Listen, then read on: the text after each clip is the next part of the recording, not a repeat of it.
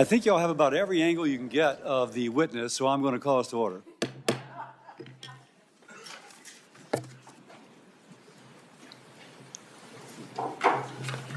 Thank everybody for being here. Bobby, I see your family behind you, and I like your family except for the nephew who's a Florida Gator.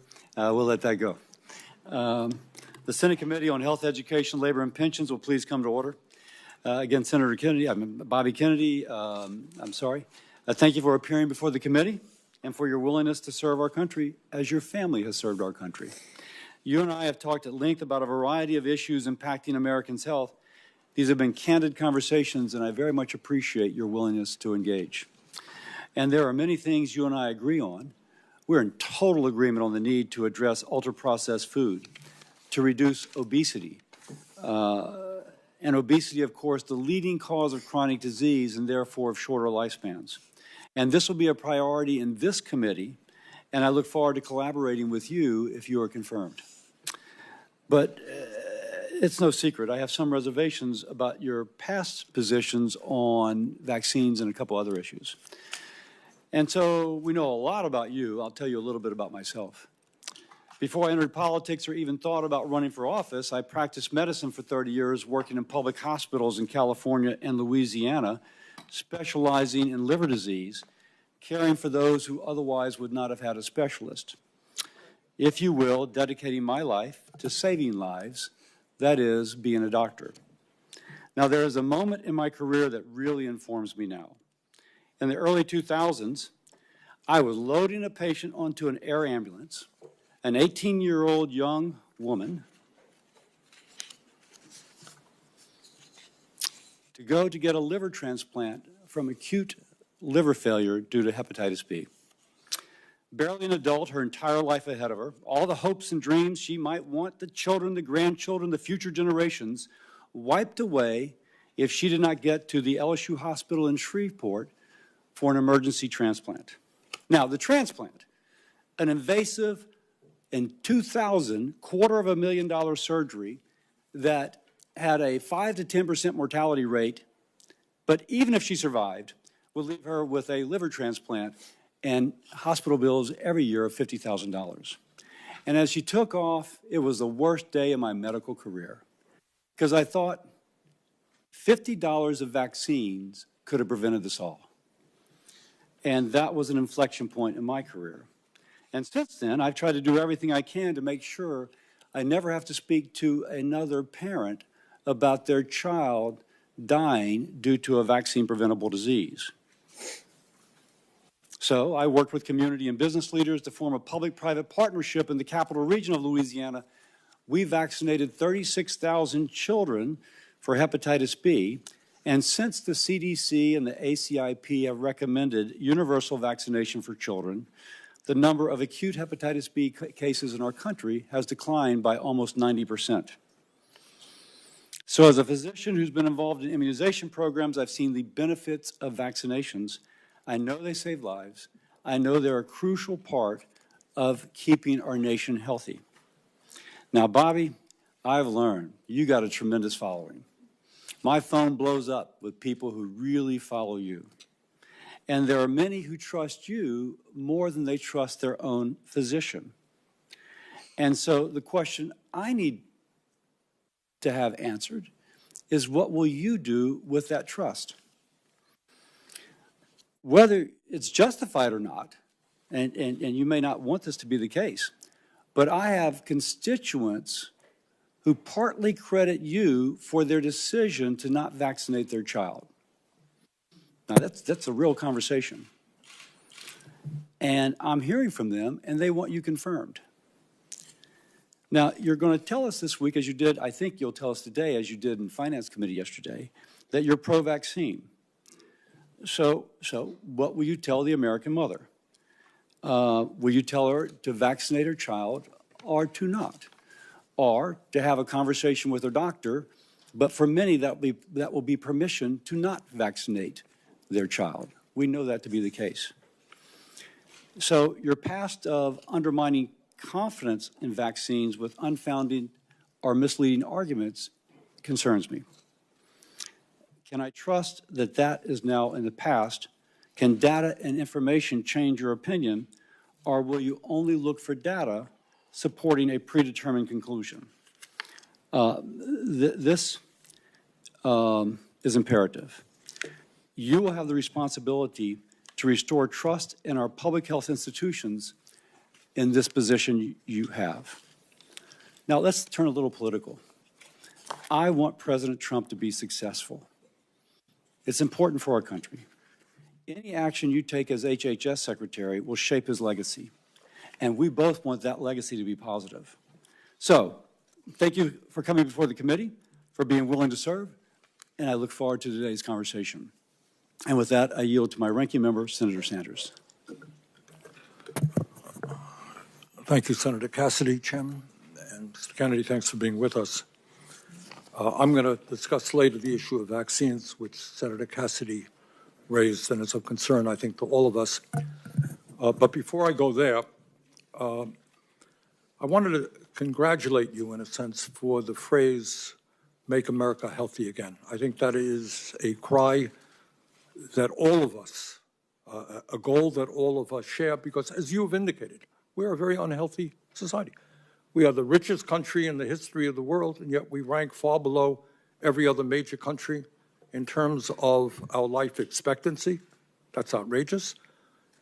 To me, equally outrageous is if you're working class in this country, you're going to live 6 or 7 years shorter lives than if you are rich. In America today, 68,000 people die every year because they can't get to a doctor. They can't afford to get to a doctor. You pointed out yesterday the outrageous cost of health care in America, 2 or 3 times more than other industrialized countries are paying. Unbelievably, in this country, hundreds of thousands of people who deal with cancer, struggling for their lives. You know what happens to them? They go bankrupt. They deplete their lives' savings. In other words, when we talk about making America healthy, you got to talk about a broken, corrupt healthcare system. Your uncle, President Kennedy, your father, Bobby Kennedy, great senator from New York, your uncle sat right now where Senator Kennedy is, Senator Cassidy is sitting, chairman of this committee. All of them did what I think is the right thing. They said health care is a human right. They looked all over the world. They saw every other major country guaranteeing health care to all people, whether they're rich or poor, young or old. So I'm not quite sure how we can move to making America healthy again unless we have the guts to take on the insurance companies and the drug companies and guarantee health care to all people. I'll be asking you a question about that. Lowering the cost of prescription drugs. How do you make America healthy again if 1 out of 4 people in this country cannot afford the price of prescription drugs, which is far higher in America than any other country on earth? Under President Biden, we made some progress, and this committee played an active role in having Medicare begin for the first time negotiating the price of drugs that we are paying. And I'm going to ask you whether or not you will demand that President Trump follow what we accomplished here. We are the only major country on earth not to guarantee paid family and medical leave. Mr. Kennedy, there are women today who are having babies, then they got to go back to work in a week or 2 because they have no guaranteed paid family and medical leave. How do you have a healthy country when women are forced to go back to work, when women and men get fired because they stay home taking care of their sick kids? That's not making America healthy again. And I would go a little bit beyond the jurisdiction of Health and Human Services, but I think it's important. If you are working 50 or 60 hours a week, making 13, 14 bucks an hour, which is what millions of Americans are, can you be healthy? Will you join those of us who think that in the United States, wealthiest country on earth, people work 40 hours a week, they should not live in poverty, got to raise the minimum wage to a living wage? And lastly, and we discussed this very briefly, President Trump believes that climate change is a hoax. I happen to believe, and most Americans believe, and virtually the entire scientific community believes, that it is an existential threat to this planet. I don't know how you're going to make America healthy again or keep the world healthy when you have massive heat waves and droughts and floods and extreme weather disturbances. Louisiana had them, Vermont had them. That's not keeping America healthy. That's not within the jurisdiction of HHS. But I surely hope that you will, if you are confirmed, demand that President Trump change his position and work with those of us who are trying to transform our energy system and, in fact, keep America healthy by addressing the crisis of climate change. Thank you, Mr. Chairman. Thank you, Senator Sanders. And now I'd like to welcome our nominee, Mr. Robert F. Kennedy, Jr. Mr. Kennedy has a long career as an attorney and advocate for various health and environmental concerns. He has championed a range of issues like healthy foods and efforts to fight chronic disease, while calling for greater transparency and accountability in our public health infrastructure. Mr. Kennedy has an important opportunity to reform the department and to restore trust in our federal health agencies. I look forward to hearing more about his policy priorities and his plans to advance President Trump's agenda to make America healthy again. I thank you for joining us today, and I'll now turn over to Mr. Kennedy to introduce himself. Is your microphone on? Is your microphone on? Thank you, Chairman Cassidy. Thank you, Senator Sanders. Ranking members and Ranking Member Senator Sanders and other members of this distinguished committee, Cheryl and I were heartbroken last night to learn of the tragic accident that took so many of our fellow Americans, including our service members. We are in an apartment where we were able to see the rescue operations from our window. Senator Marshall, please know that I will continue. There you are. I'll continue to pray for you, as I texted you last night, for those who were lost, who called your state home, as well as Senators Kaine and also Brooks. We appreciate the first responders and local officials who are working so hard. May God continue to be with us all who are impacted and those who continue to help with the recovery. I'm humbled to be sitting here today as President Trump's nominee to oversee the U.S. Department of Health and Human Services. I want to thank President Trump for entrusting me to deliver on his promise to make America healthy again. I'm grateful to have my family here once more with me. I want to introduce my wife, Cheryl, my daughter, Kik, my son, Bobby, my daughter-in-law, Amaryllis, and my nephew, Jackson Hines. I want to thank them, as well as the many members of my large extended family, for the love they have so generously shared. I want to particularly thank you, Mr. Chairman, for the time you've spent with me and the times we've talked in person and by phone. I greatly admire your passion for public health and your commitment to science.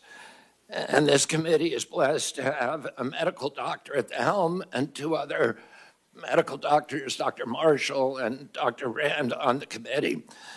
I explained yesterday to the Finance Committee that my journey into the issue of health began with my career as an environmental lawyer, working with hunters and fishermen and mothers in the communities and small towns along the Hudson River. I learned that human health and environmental health are intertwined and inseparable. The same chemicals that kill fish also sicken human beings. Today, Americans' overall health is in grievous condition. Over 70% of adults and a third of children are overweight or obese. Diabetes is 10 times more prevalent than in 1960. Cancer among young people is rising by 1 or 2% per year. Autoimmune diseases, neurodevelopmental disorders, asthma, Alzheimer's, ADHD, depression, addiction, and a host of other physical and mental health conditions are all on the rise. The United States has worse health than any other developed nation. Yet we spend more on health care, sometimes double, sometimes triple, as other comparable nations. Last year, we spent $4.8 trillion, not counting the indirect costs from missed work. That's almost a fifth of GDP. It is tantamount to a 20% tax on the entire economy. No wonder America has trouble competing with countries that pay a third of what we do for their health care and yet have a healthier workforce. But I don't want to make this too much about money. It's the human tragedy that moves us to care. President Trump has promised to resurrect America's global strength and our leadership and to restore the American dream. And he understands that we can't be a strong nation unless we're first a healthy people. A healthy person has 1,000 dreams. A sick person has only one. Today, over half our countrymen and women are chronically ill and have only one dream. When I met with President Trump last summer, I discovered that he has more than just a concern for this tragic situation, but genuine care. President Trump has committed to restoring the American dream, and 77 million Americans delivered a mandate to do just that, due in part to his embrace and elevation of the Make America Healthy Again movement. That movement, led largely by Maha moms from every state, many of whom have traveled to be here yesterday and today. Senators, this is one of the most powerful and transcendent movements I've ever seen. The nation is ready for change and recognizes that this is a unique inflection moment. I've promised President Trump that if confirmed, I will do everything in my power to put the health of America back on track. And I've been greatly heartened to discover a deep level of care among members of this committee, both Democrats and Republicans. I came away from our conversations hopeful that we can put aside our divisions for the sake of a healthy America. For a long time, the nation has been locked in a divisive healthcare debate about who pays. Well, when healthcare costs reach 20% of GDP, there are no good options, only bad ones. Shifting the burden around between government and industry and corporations is like changing deck chairs on the Titanic. Our country will sink beneath a sea of desperation and debt if we don't change course and ask the fundamental question, why are healthcare costs so high in the first place? The obvious answer to that question is chronic disease. The CDC says over 90% of healthcare spending goes toward managing chronic disease, which hits lower income Americans the hardest. The president's pledge is not to make some Americans healthy again, but to make all Americans healthy again. There is no single culprit for chronic disease. Much as I've criticized certain industries and agencies, President Trump and I know that most of the scientists and experts genuinely care about American health. Therefore, we will bring together all stakeholders in pursuit of this unifying goal. Before I conclude, I want to make sure this committee is clear about a few things. News reports and many in the hearing yesterday have claimed that I'm anti-vaccine and anti-industry. Well, I'm neither. I'm pro-safety. I'm pro-good science. I worked for 40 years to raise awareness about mercury and other toxics in fish, and nobody called me anti-fish. All my kids are vaccinated. I believe vaccines have saved millions of lives and play a critical role in healthcare. Nor am I the enemy of food producers. American farms are the bedrock of our culture and our national security. I was a 4-H kid, and I spent my summers on ranches. I want to work with our farmers and food producers to remove burdensome regulations and unleash American ingenuity. MAHA simply cannot succeed if we do not have the partnership of America's farmers. In my advocacy, I've often disturbed the status quo by asking uncomfortable questions, and I'm not going to apologize for that. We have massive health problems in our country that we must face honestly. And the first thing I've done every morning for the past 20 years is to pray to God that he would put me in a position where I can end the chronic disease epidemic and protect our children. That's why I'm so grateful to President Trump the opportunity to sit here before you today and seek your support and your partnership in this endeavor. I'll conclude with a promise to you, Mr. Chairman, the members of this committee, to the President, and most of all to the tens of millions of parents across America, especially the moms, who have propelled this issue to center stage. Should I be so privileged as to be confirmed, we will make sure our tax dollars support healthy foods. We will scrutinize the chemical additives to our food supply. We'll remove the financial conflicts of interest from the agencies. We'll create an honest, unbiased, science-driven HHS accountable to the President, to the Congress, and to the American people. We will reverse the chronic disease epidemic and put the nation back on the road to good health. Thank you. Thank you, Mr. Kennedy. I'll start. And for everyone's information, yesterday, finance went long. This is not the Star Chamber. This is where I think most people can get their questions out in 5 minutes. And so I'll let it go a little bit over 5, but out of deference to our witness who's already testified for 3 hours, I'll be a little tight. That said, at the end, taking the ranking member and the chairman's privilege, we will have a chance, the two of us will have a chance to ask a little bit more. And that's what you get for being a chair. So that said, let's begin. Bobby, if I may, because you said I could, you had once described yourself as pro-vaccine to me. Now, the context of what I'm about to ask is that there's multiple studies establishing the safety of measles and hepatitis B vaccine, and specifically that they are not a cause of autism. In this position, and you have previously said yes, but if you are approved to this decision, to this position, will you say unequivocally, will you reassure mothers unequivocally and without qualification that the measles and hepatitis B vaccines do not cause autism? Senator, I am not going into the agency with any.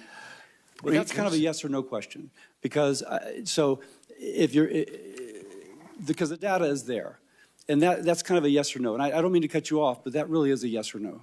If the data is there, I will absolutely do that. Now there is the data. Just because I used to do hepatitis B, as I've said, I know the data is there.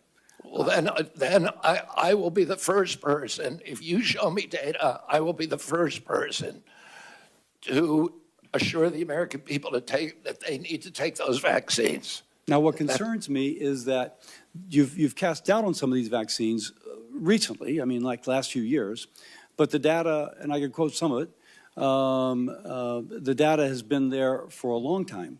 I've been out of the game. I've been in Congress for 16 years. And this data was in large measure generated before I came to Congress. So my concern is that if you were making those claims and being so influential, I mean, your bully pulpit is incredible.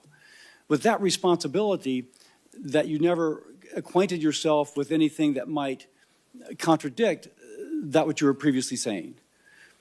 So let me ask once more. If the data is brought to you, and these studies that have been out there for quite some time and have been peer-reviewed, and it shows that these two vaccines are not associated with autism, will you ask, no, I need even more? Or will you say, no, I see this, it's stood the test of time, and I unequivocally and without qualification say that this does not cause autism? Not only will I do that, but I will apologize for any statements that misled people otherwise. Thank you. Next. And I just want to pledge to you that I will never stick on a point if somebody shows me data that says I'm wrong. I know that's an interpretation people have, but it's absolutely wrong. I am science-driven and evidence-driven. I think the concern is how persuadable people are. But let me go on because I have limited time. I'm going to hold myself to the same 5 minutes. Yesterday, Senator Bennett in Finance asked you if you had once previously made statements that Lyme disease was created as a military bioweapon, and you said you may have said that once. Do you still believe that Lyme disease was created as a military bioweapon? I've never believed that, Senator. What I said is that that we should always follow the evidence. There were 3 books suggesting that. I have not read them through, What I've said is we should always follow evidence, no matter what it says. So I never have said that definitively Lyme disease was created in a biolab. Okay. Next, again, this will be kind of a yes or no. Do you commit that you will revise any CDC recommendations only based on peer review, consensus-based, widely accepted science? In other words, not personal beliefs or the beliefs of any single person that you or your department may identify? Absolutely, Senator. I am not going to go into HHS and impose my preordained opinions on anybody at HHS. I'm going to empower the scientists at HHS to do their job and make sure that we have good science that's evidence-based, that's replicatable, where the raw data is published. I'm almost out of time, so let me get to another question. All right. Do you promise that FDA will not deprioritize or delay review and/or approval of new vaccines, and that vaccine review standards will not change from historical norms? Oh, we will have the best vaccine standards with safety studies, and I will not, if the That's a little bit of a different answer than the question I asked, because what is the best could be in the eyes of the beholder. So let me read again.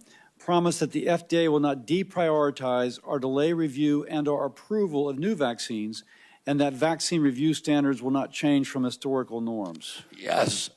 Great. With that, I will set a good example, and I yield my time to my ranking member. Thank you, Chairman Cassidy. And I'm going to do what I very rarely do, is actually follow up on a question from Senator Cassidy. There have been, as I understand it, dozens of studies done all over the world that make it very clear that vaccines do not cause autism. Now, you just said, if I heard correctly, well, if the evidence is there. The evidence is there. That's it. Vaccines do not cause autism. Do you agree with that? As I said, I'm not going to go into HHS with any preordained. I asked you a simple question, Bobby. The studies all over the world say it does not. What do you think? Senator, if you show me those studies, I will absolutely, as I promised to Chairman Cassidy, I will apologize. That is a very troubling response, because the studies are there. Your job was to have looked at those studies as an applicant for this job. All right. Let me ask you another question about this one about COVID. Scientists with the Yale School of Public Health and University of Maryland have estimated that the COVID vaccine saved 3 million lives and prevented 18 million hospitalizations. President Trump, someone who I do not often agree with, has said that the COVID vaccine was, quote, one of the greatest miracles of the ages. That's Donald Trump. But Bobby, you had a very different perspective. At a time when thousands of Americans were dying from COVID every week in May of 2021, you petitioned the Food and Drug Administration to revoke the emergency use of COVID vaccines. So my question to you is, were the scientists who told us that the COVID vaccine was imperative, and President Trump who told us that it was this great thing, were they right, or were you right when you told people that they should not take COVID shots? Senator, I filed that lawsuit after CDC recommended the vaccine for 6-year-old children without any evidence that it would benefit them and without testing on 6-year-old children. And that was my reason for filing that lawsuit. Was the vaccine, COVID vaccine, successful in saving millions of lives? I don't know. We don't have a good surveillance system, unfortunately. We don't know? I don't think anybody can say that. If you show me science that says that. You know, Bobby, you say, if I show you, you're applying for the job. I mean, clearly, you should know this. And that is, the scientific community has established that COVID vaccines save millions of lives, and you're casting doubt. That is really problematic. All right, let me ask you another question on another subject.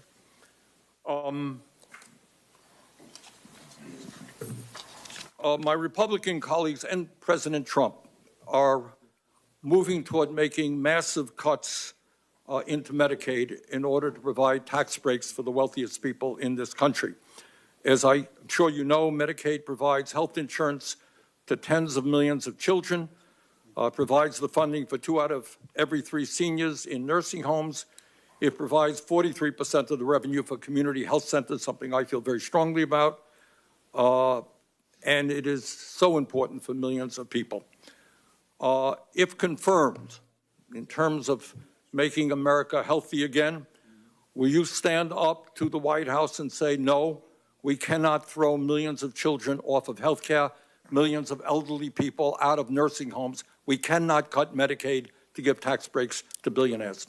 President Trump has made no indication to me that he intends to throw millions of people out of nursing home or deprive people of their health care, Senator. We have a health care system that's broken.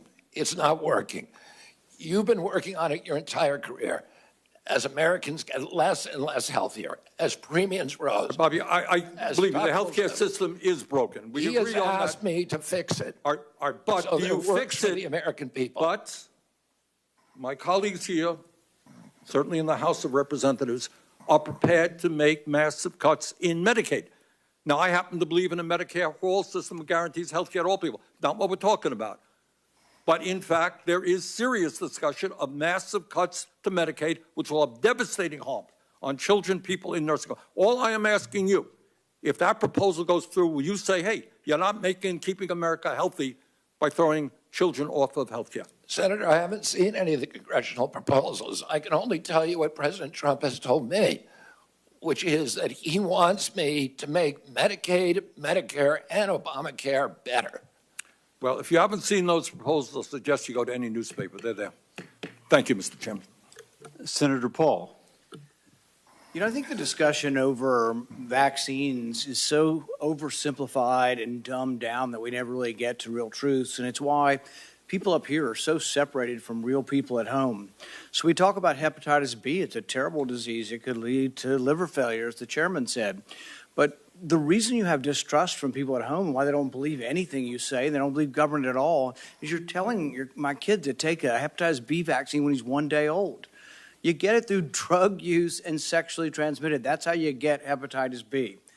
But you're telling me my kid has to take it at 1 day old. You're not. That's not science. And so every person with a bit of common sense, even people who don't resist vaccines, I vaccinated all my kids. I believe vaccines are one of the modern miracles beyond all pale. The Speckled Monster is a great book about the introduction of the smallpox vaccine in 1720 into our country. All miracles. But I'm not a one-size-fits-all. It's not all or nothing. I chose to wait on my hepatitis B vaccine, and we did it when they went to school. Does that make me an awful person? Does that make me an anti-vaxxer because I questioned the government dictate of whether I do it? And I'm not speaking for anybody else. I'm only speaking for myself. But for goodness sakes, let's have an honest debate about these things. The COVID vaccine. If you ask me my opinion, the reporters run up and down the aisle and they say, you still anti-vaccine? No, I'm pro-vaccine. But on the COVID vaccine, and on the COVID illness, there was a 1,000-fold or more difference between the elderly and children. If you don't acknowledge that, you're committing malpractice. You're showing your ignorance. If you say a 6-month-old must be mandated to get it, the science is not there. So all this blather about the science says this and the science says that, no, it doesn't. The science actually shows that no healthy child in America died from COVID. Look it up. No healthy child died from COVID. And so the thing is that it's 1,000-fold greater. So if you ask me my advice as a physician, if you were 65 or older or overweight and some other conditions, I would have said, hell yes, I'd take the COVID vaccine. The risks of the disease were real and much greater than the vaccine. But if you ask me, should my healthy 6-month-old get it? See, these are the nuances you're unwilling to talk about because there's such a belief in submission. Submit to the government. Do what you're told. There is no discussion. There ought to be a debate. You're not going to let him have the debate because you're just going to criticize and say, it is this and admit to it or we're not going to appoint you. But it's more complicated than that. And this is why people distrust government, because you're unwilling to have these conversations. And go home. Ask your Democrat young mothers, your Republican young mothers, if they're vaccinating their kid for hepatitis B and they're like, well, do I have to do it on day one? It's this precious little baby. Is there science to say you shouldn't do it? Probably not, but it's my kid. You know, it's like there isn't clear-cut science saying not to. But on autism, There's no good science of anything to show what causes autism. We don't know. It's a profound disease. I know many moms here and dads who have kids with autism. I know them personally. I've met their kids. But the thing is they saw their kids developing completely normal, maybe speaking 100 words go to no words at about 15 months of age. Now, there isn't proof. There isn't proof that the vaccines cause it. That's true. There isn't proof that it causes it. But we don't know what causes it yet, so shouldn't we be at least open-minded? We take 72 vaccines. Could it be? I don't know. But we shouldn't just close the door and say we're no longer, because we believe so much in submission, we're not going to have an open mind to study these things. And so it's sort of this crazy notion. Schizophrenia, I would put in the same notion. You have a kid who's completely normal to 18 or 19, and their brain goes haywire. How does that happen? It's the most bizarre disease. Shouldn't we be open? Could it be our food? It might be vaccines, it might be our food, but autism is more common. I don't know about the schizophrenia statistics, but autism is more common. Shouldn't we want to be open-minded? Instead, we're so closed-minded and we're so consensus-driven that the science says this. Well, science doesn't say anything. Science is a dispute, and 10 years from now, we could all be wrong. We were told in the beginning, 20 years ago, they did this enormous study, and they said, everybody over 50 should take an aspirin. I thought, well, that's a pretty good idea. It makes sense. But you know what? 20 years later, they measured it, and they found if you had no heart disease and you were taking aspirin, your chance of dying from a brain bleed or from a stomach bleed were greater than the risk of heart disease. If you have heart disease, they still say take an aspirin. If you don't, they've changed their mind 20 years later. But would you have all said I was crazy and I should no longer be in public discourse if I had said 20 years ago, I don't feel like taking an aspirin. I ride my bike all the time. I'm afraid I might hit my head. But that's what country's about. It's what dissent is about. So just ask you to look at the larger picture and give the guy a break who says, I just want to follow the science where it leads without presupposition. I think really what we have up here is presupposition. You've already concluded.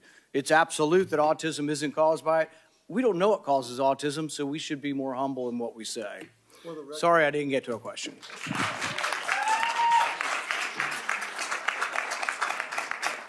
For the record, if a child is born to a hepatitis B mother, that child may have a 95% chance of becoming a chronic carrier. But if we vaccinate those people, and nobody's against that. But if the that's a very small percentage and a red herring. That is not what we're talking about. 99.9% of kids don't have a hepatitis B, Mom. And could they wait a while? Could they get vaccinated 3 months or a year? Yes. So again, for the record, if the mother's hepatitis B status is known, then that can be delayed. The problem is oftentimes, or at least a significant percentage of the time, the mother's status is not known. If she's hepatitis B positive, a vaccine on day one of life prevents chronic hepatitis B 95% of the time. So it really depends upon the knowledge of the mother's hepatitis B status. And when they used to do just, okay, we know the mother's status or not, there was mothers that snuck through. Their status was unknown. We can blame the OBs, yeah, Marshall. But for the record, there is an absolute rationale for that. But you're right. If the mother's status is definitively known, that it can be safely delayed. So now, Senator Murray. Thank you, Mr. Chairman.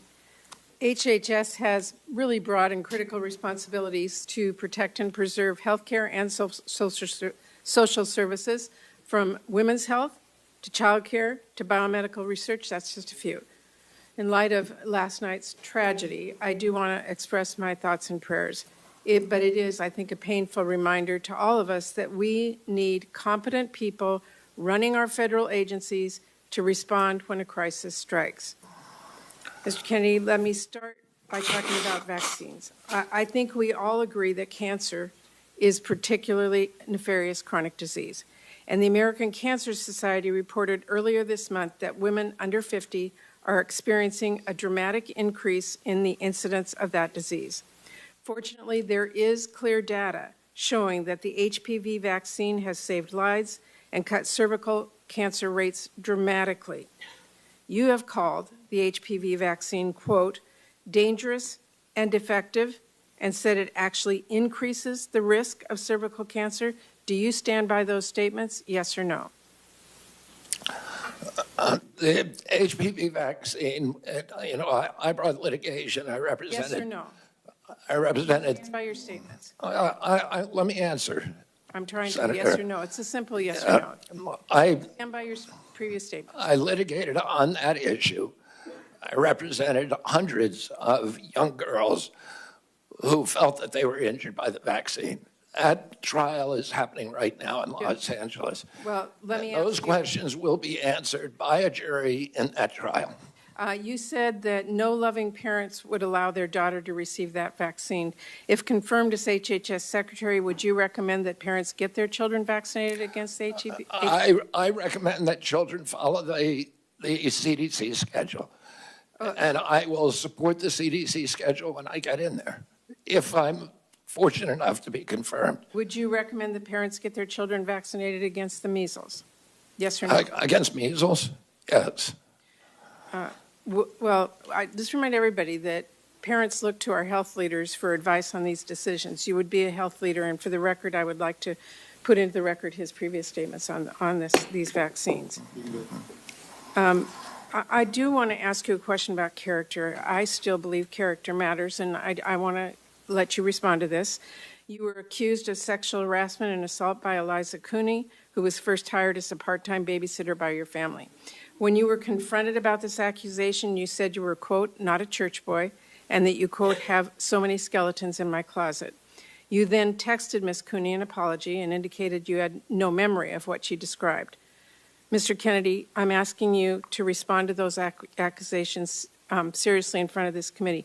Did you make sexual advances towards Ms. Cooney without her consent? No, I did not. And that story has been debunked. But why did you apologize to her then? I apologize for something else.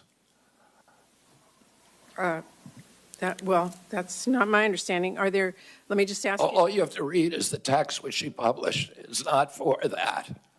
That is not how I've read it. Are there any other instances where you have made sexual advances towards an individual without their consent? Just yes or no? No. No. Mr. Kennedy, you said that you're going to say to NIH scientists, God bless you all, thank you for your public service. We're going to give infectious disease a break for 8 years. Excuse me? You said you just said thank you for your service to our federal employees. You want to give infectious disease a break. That's a quote.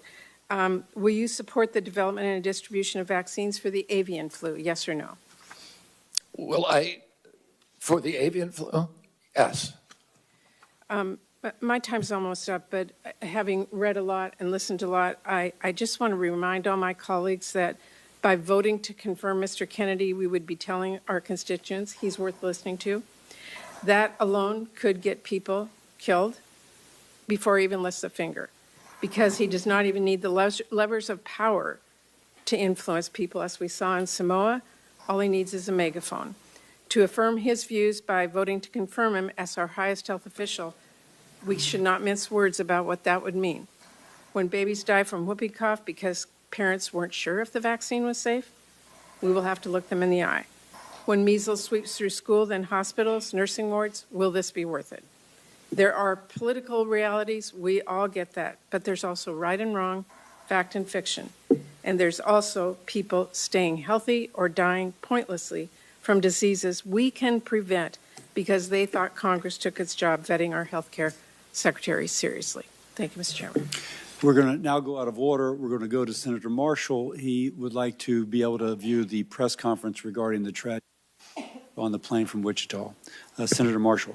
Well, thank you, Mr. Chairman, and thank you, Mr. Kennedy, for your kind words this morning, for your caring text last night, and I'm grateful for all my colleagues, most everybody reaching out to us, and it's certainly it's a tough day for Kansans and many others who lost loved ones, and we will look forward meeting with the president later today and those loved ones, and just want everyone back home to know that we're wrapping our arms around them, that we're mourning with them, and we'll get through this together. So thank you. Mr. Kennedy, take a second and just describe why fighting chronic disease is so important to you. Who are we fighting for? What is your role as HHS Secretary, and is there anything that's a bigger priority to you than this as you go into this role? Thank you, Senator.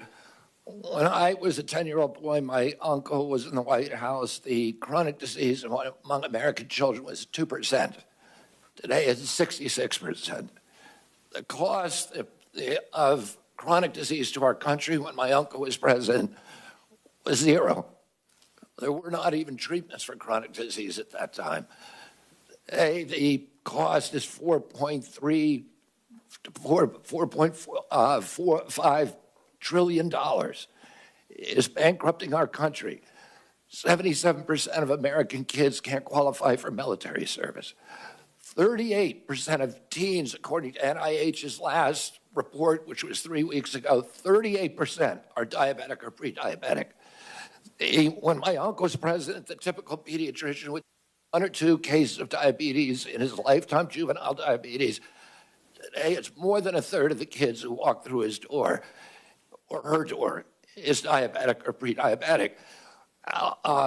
Autism rates have gone from 1 in 10,000 or 1 in 1,500 to 1 in 10,000, depending on what study you look at. In my generation, as a 70-year-old man today, in our children, it's 1 in 34.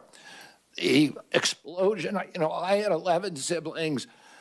I had dozens of first cousins. Mr. Kennedy, I'm sorry. So, who are we? What's your role as HHS secretary to fight that disease?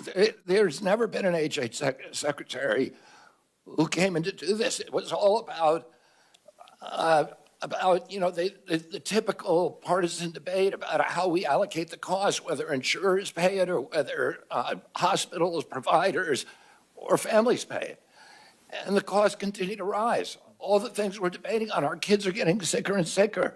Yeah, and just to quote you from yesterday, it's like we're moving the chairs on the Titanic. Yeah, and the ship is sinking, and nobody's paying attention to it. And yesterday, I got question after question from the Democrats about measles. In 1963, the year before the measles epidemic, or the measles vaccine was introduced, 500 American kids died from measles, almost all of them extremely poor and malnourished.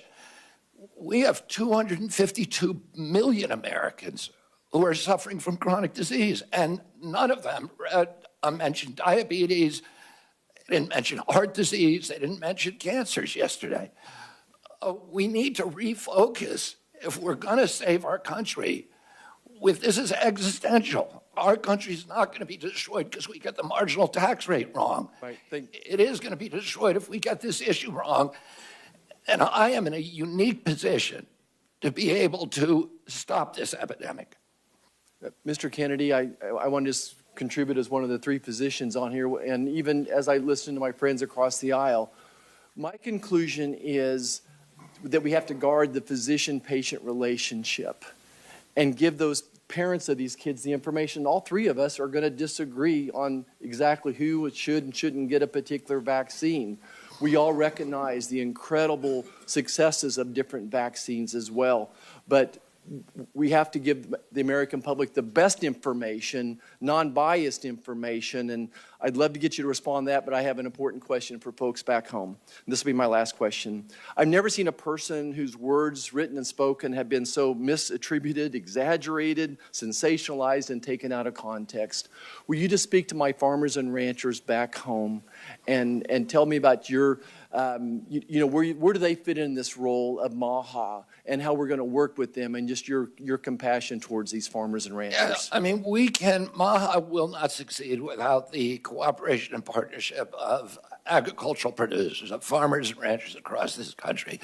I was a 4-H kid. I grew up working on ranches, and I've worked for years representing farmers in various forms of litigation.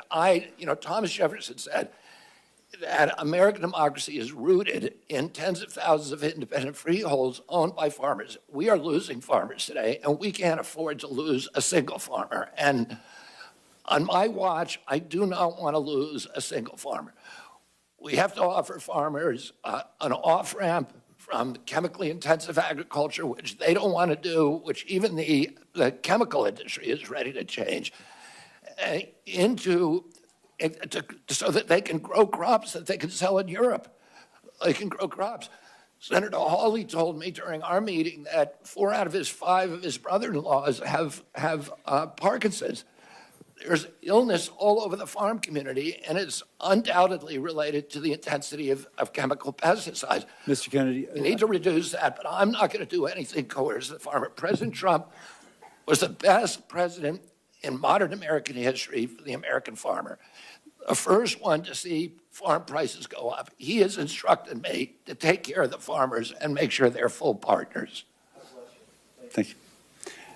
Senator Baldwin. Thank you, Mr. Chairman. Mr. Kennedy, I've been listening to the back and forth and questions, and when people have tried to pin you down, you have said... Can you speak up, Senator Baldwin? Yes, I've been listening to the back and forth, the questions, and when people tried to pin you down on a point, you said, show me the data or bring me the studies.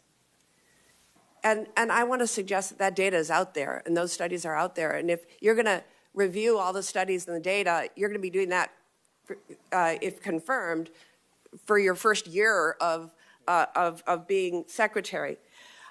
When we talked, we were talking a bit about vaccines at the end of our meeting, and you said really to me that there's no post-approval safety monitoring. And that led me to believe that you're not aware of the significant and ongoing safety monitoring that occurs after years of rigorous studies showing vaccines to be safe and effective. And so I want to give you the opportunity to set the record straight here.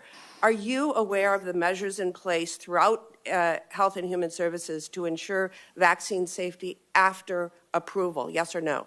I'm aware of the VAERS system, which CDC admits it captures fewer than 1% of vaccine injuries. So you are aware of the CDC monitoring? Are you aware of the FDA post-approval monitoring?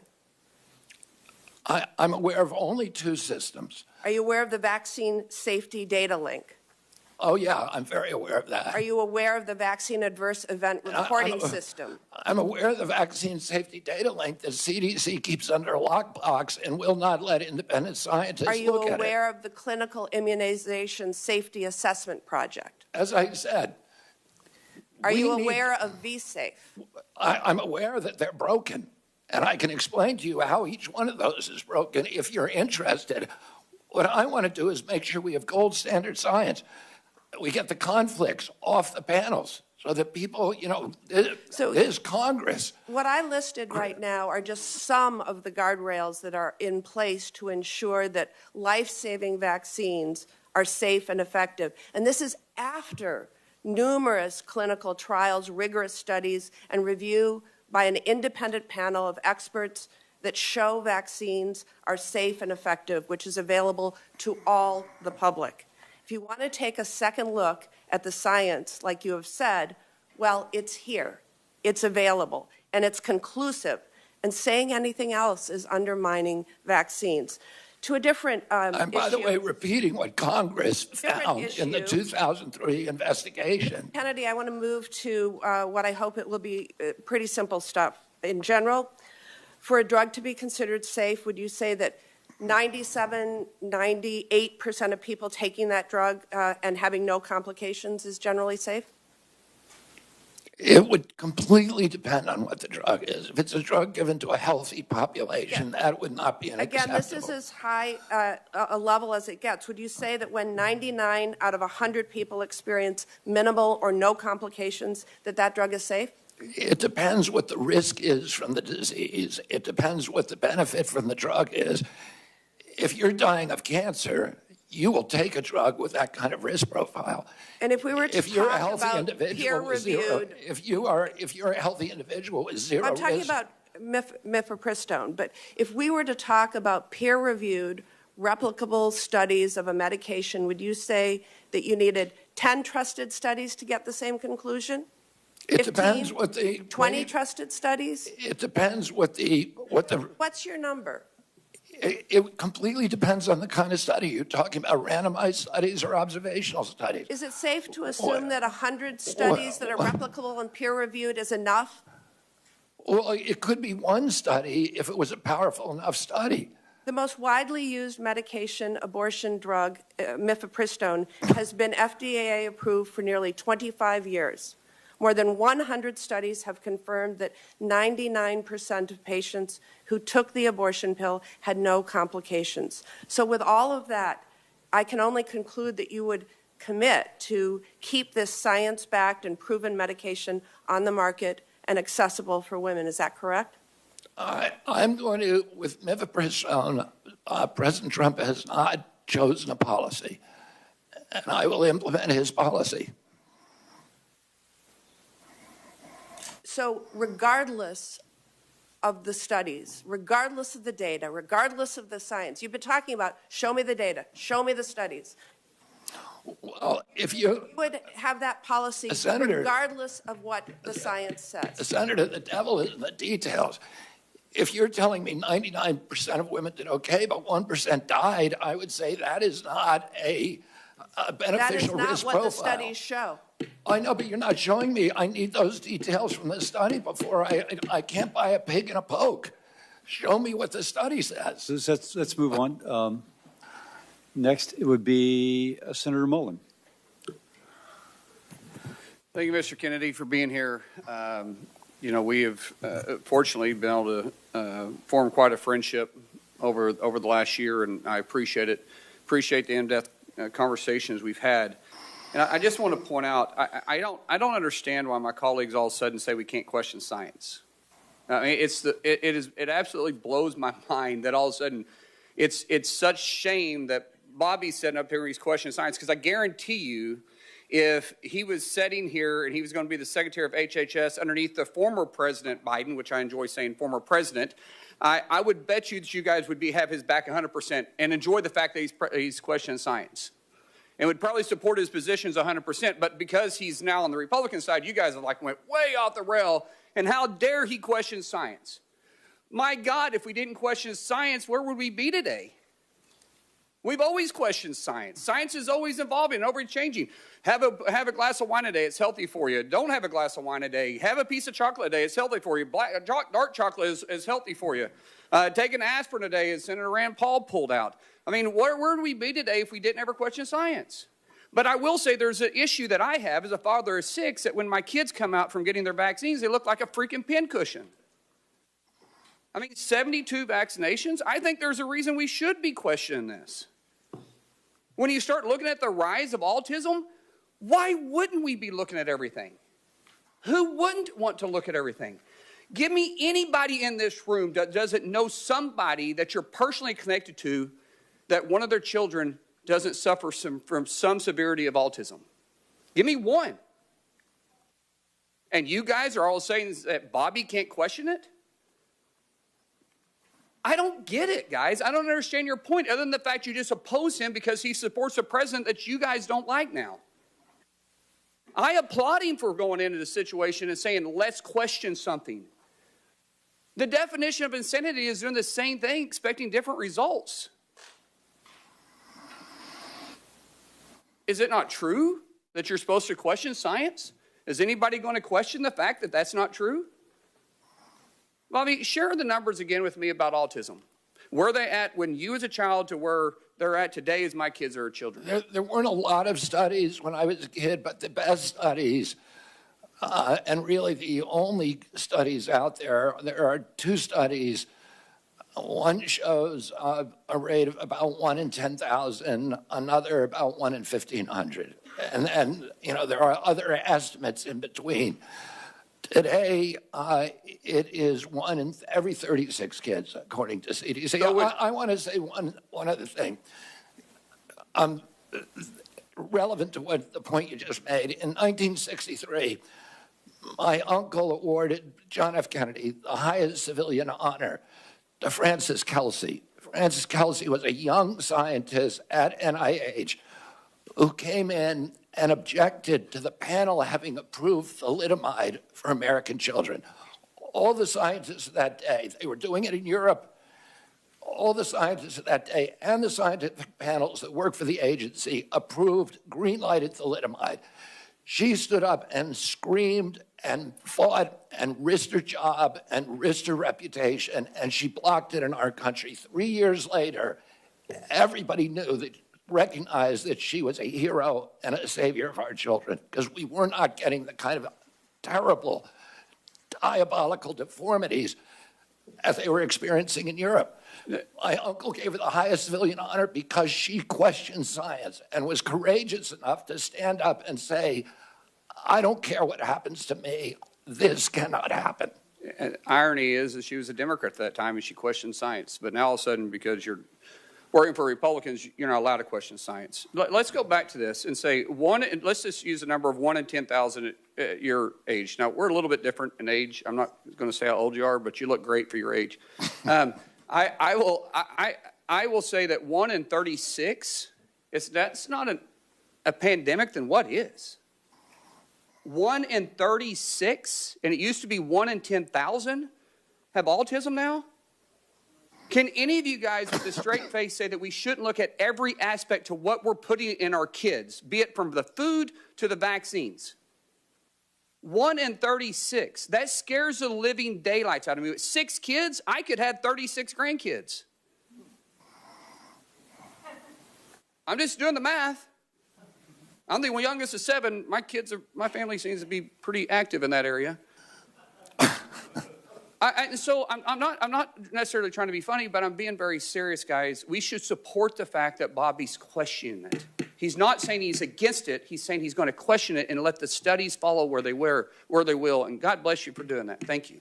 Thank you, Senator. Senator Kane.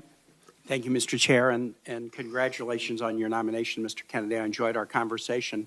Thank you for starting off today acknowledging the pain felt by people in this region from this horrible air tragedy last night. Senator Marshall and Senator Moran, a lot of folks from Kansas, a lot of folks from Virginia, D.C., Maryland, but also when that passenger list comes out and when the 3 soldiers' names are revealed, every office here is going to have some connection to them because you have your staffs who live here, and we kind of dread seeing that list of names. I drove to the airport at 6:30 this morning and went across the bridge over the Potomac and saw the operation, the recovery operation, kind of underway in daylight hours. And I thought about the last big aviation disaster in Richmond when on 9/11 a plane slammed into the Pentagon. And Virginia got hurt very bad that day, and so did the nation.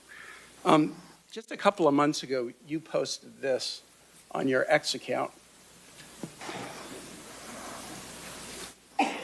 On 9/11, it's hard to tell what is conspiracy theory and what isn't. I'd like to introduce that for the record, Mr. Chair.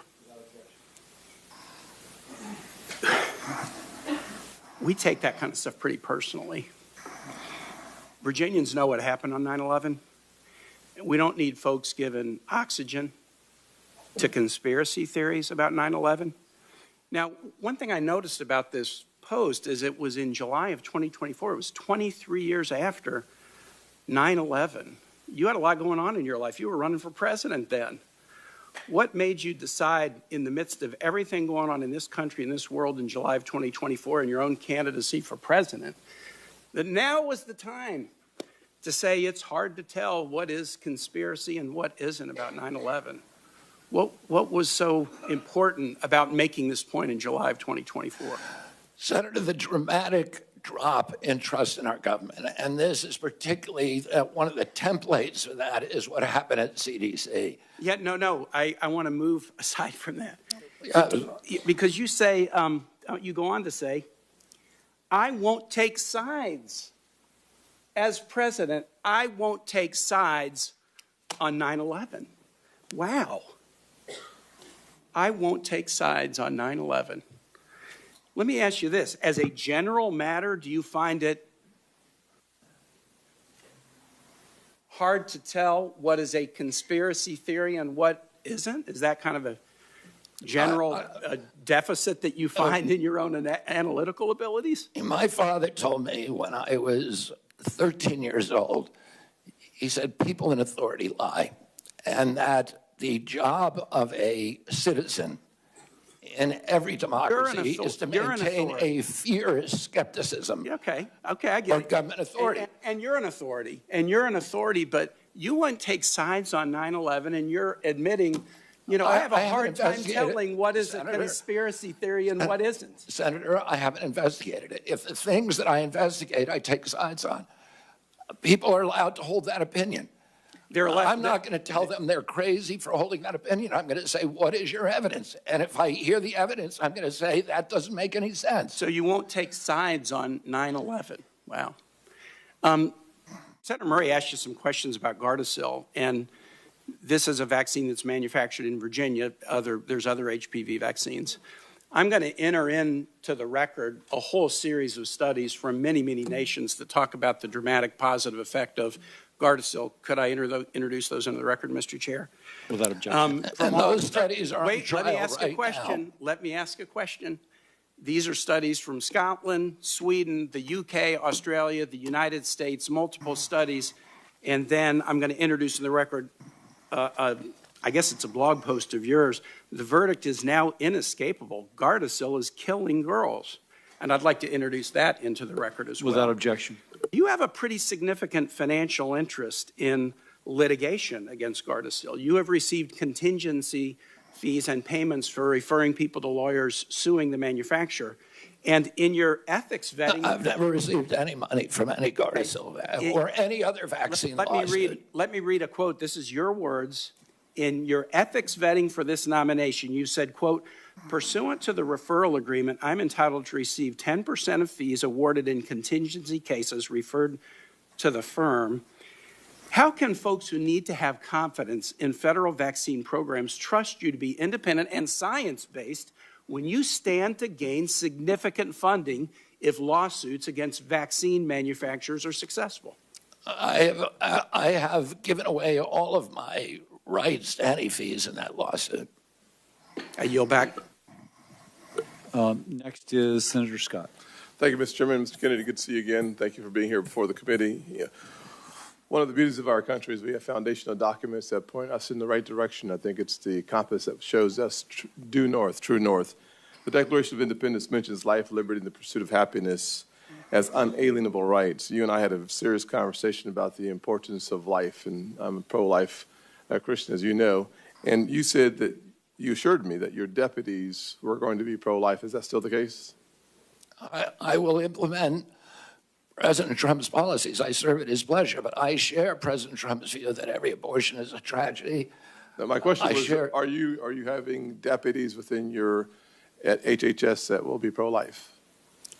As I said, I can tell you exactly what I'm going to do, so there's no mistake. I'm going to implement President Trump's policies. President Trump has told me he wants to end late-term abortion. Are you hiring people who are pro-life at HHS? Yes, I am. Thank you. During the first Trump administration, HHS began investing in policies to support individuals living with sickle cell anemia. This has continued.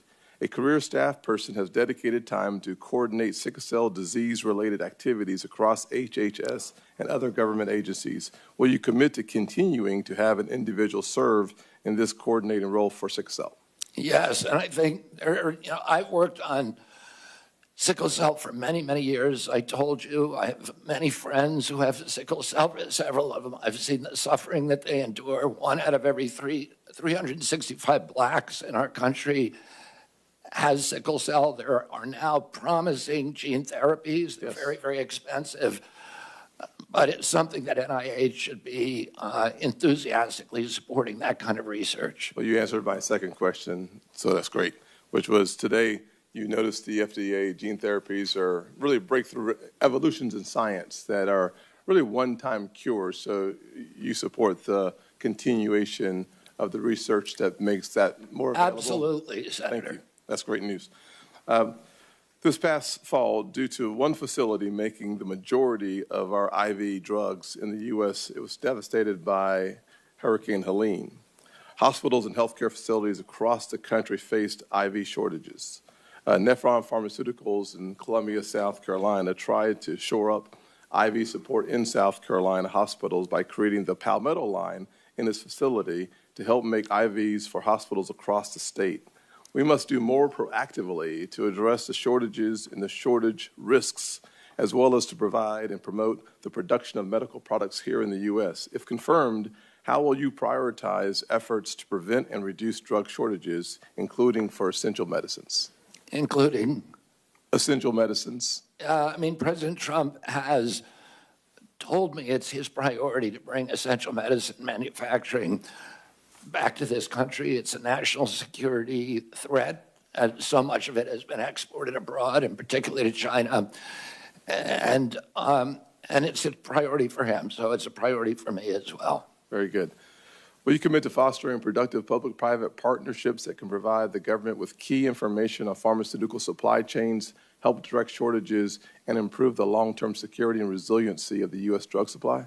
Absolutely, Senator. Thank you very much. And one of the things that we study, I had two opportunities to question you. Once yesterday at the Finance Committee, I opted, as opposed to seeing you twice, just see you one time and spend my time doing some other things with that time. But I think it's important for us to recognize that we are in a critical place as a nation. We're so dependent on other countries for the essentials, from health care and beyond. And we ought to work on a strategy of resilience across this nation in all of the essential areas that we need to become less dependent on the rest of the world and more dependent on ourselves. And I hope that as your term at the HHS, you will spend a lot of time thinking through and all the layers and complexity that is under HHS, how we become more and more resilient as a nation.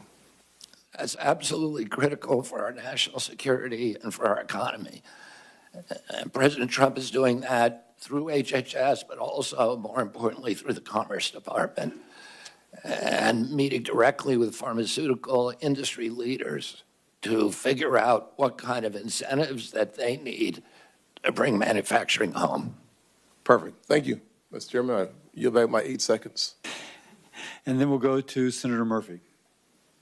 Thank you very much, Mr. Chairman. Mr. Kennedy, thank you for joining us here today. Listen, credibility matters so much when you lead the most important health agency in the world. The Secretary of HHS has got to be trusted that he's telling the truth, that he cares about science, has no political agenda.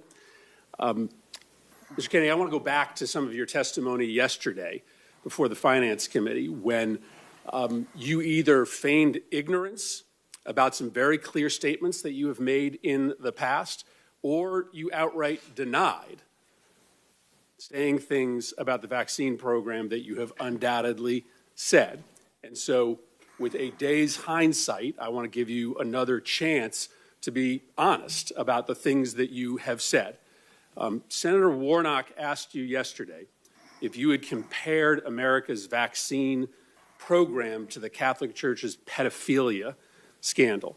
You said you never said that. Now, I'm not asking you to explain what you said. I didn't say it, never said that. You didn't say that. Senator I did Warnock, not say that I hadn't said that, Senator. I said the other question you asked me about Nazi death camps. That's fine. You're doubling down on that. You said, Senator Warnock also asked you if you compared America's vaccine campaign to the Nazi death camps and the Holocaust. Again, you said yesterday you didn't say that. I did not say that. You did not say that. Senator Bennett asked you yesterday if you had made an allegation that AIDS is a different disease in Africa than it is in America. On that one, you said you didn't recall. Having had a day to think about it, do you recall saying that AIDS is a different disease in Africa than it is in the United States? I looked up that passage in my book and found that indeed the diagnostics for AIDS are very different in Africa than in the United States, that the list of symptoms is almost completely different. So I'll submit this for the record, but having denied the first two statements, let me just read what you said. You said in 2013, is it hyperbole to say that the people who run our vaccine programs should be in jail? They should be in jail. To me, this is like Nazi death camps. Look at what it does to the families who participate in the vaccine program. I can't tell why somebody would do something like that. I can't tell you why ordinary Germans participated in the Holocaust. I can't tell you what was going on in their minds. With respect to the pedophilia scandal, you said the pedophilia scandal in the Catholic Church is a perfect metaphor for what's happening in the United States. The vaccine program, it's the same reason we had a pedophilia scandal in the Catholic Church. It's because people were able to convince themselves that the institution of the church was more important than these little boys and girls who were being raped. I don't disagree with Senator Mullen. I don't want an HHS secretary that's not going to question science. I think it's important to question science. But you're not questioning science. You've made up your mind. You have spent your entire career undermining America's vaccine program. You make these purposeful comparisons to those that are administering the vaccine program to the Nazi executioners, to the people who covered up the Catholic Church's pedophilia scandal, because you have made a decision that there is a comparison, that there is evil in the vaccine program as there was evil in the pedophilia scandal and the Nazi death camps. You aren't exploring science. You have made up your mind. You've spent your entire career trying to undermine these programs. And so the reason that these statements, these incredibly aggressive, over-the-top statements, matter to us is because it just isn't believable that when you become secretary, you are all of a sudden going to be consistent with science. People who have spent their career saying these kinds of things, running the kinds of campaigns that you have run, don't all of a sudden change their stripes. And so, Mr. Chairman, I will submit these statements. Can I respond to that, Senator? Without objection. My statement about the Catholic Church is almost identical. The findings of the Government Oversight Investigation Committee had investigated CDC's vaccine program in 2003. Senator Burton was chairman of that committee. And he said that that certain individuals in that program had written off a generation of kids because of, quote, misplaced institutional loyalty to the CDC and because of entanglements with the drug company. Let me finish. Let me finish what I'm saying. You made some grave accusations. Pedophilia to the administration of vaccines? No, it wasn't pedophilia. It was a perfect metaphor. Well, if you have 1 in 36 kids who has neurological injuries, and if that is, linked, that's something that we should study. Is it a perfect metaphor? It's not a perfect metaphor, but there's no metaphor that's perfect. But I am pro-vaccine. I am going to support the vaccine program. I want kids to be healthy. And I'm coming in here to get rid of the conflicts of interest within the agency, to make sure that we have gold standard evidence-based science. And if you show me where I'm wrong on this, show me a single statement I've made about science that is erroneous. Thank you. Senator Hawley. Thank you very much, Mr. Chairman. Mr. Kennedy, welcome. I enjoyed our conversation last month in our office. And thank you for remembering, as you did again today, my uncles who we talked about, Morris and Lauren and Jean, who all have recently passed away from Parkinson's, grew up in a farm family. That was kind of you to remember them. So thank you for that. Let me start by asking you a question about children and the safety of children. President Biden's administration, his HHS, issued a rule, so it's binding, requiring that every doctor in America, including pediatricians who receive any kind of federal funding, so that's anybody who takes ACA funding, anybody who takes CHIP funding, this is almost every health provider in America, requiring them to conduct gender transition and gender so-called affirming procedures. So that means hormones, that means puberty blockers, that means surgeries in some cases. They imposed that rule on doctors across the country. This has been litigated, and it has been actually stopped by a couple of courts who found that it was way outside of HHS's jurisdiction. My question to you is, will you rescind this rule that imposes this radical policy, and talk about being anti-science, this radical policy on just about every pediatrician in the United States of America? Yes, I will. And by the way, that rule is anti-science. The most thorough meta review on gender-affirming care has come out in the Cass report, which reports really catastrophic impacts on children. And that is science. It's a meta review of all the existing scientific studies. But even more just from a common sense, if you're a patient, do you really want somebody performing surgery on you who is morally opposed to that surgery? It doesn't make any sense. We need to embrace diversity in this country, are people who believe that's important. I respect them. We should hear them out. We should debate. We should have a congenial conversation.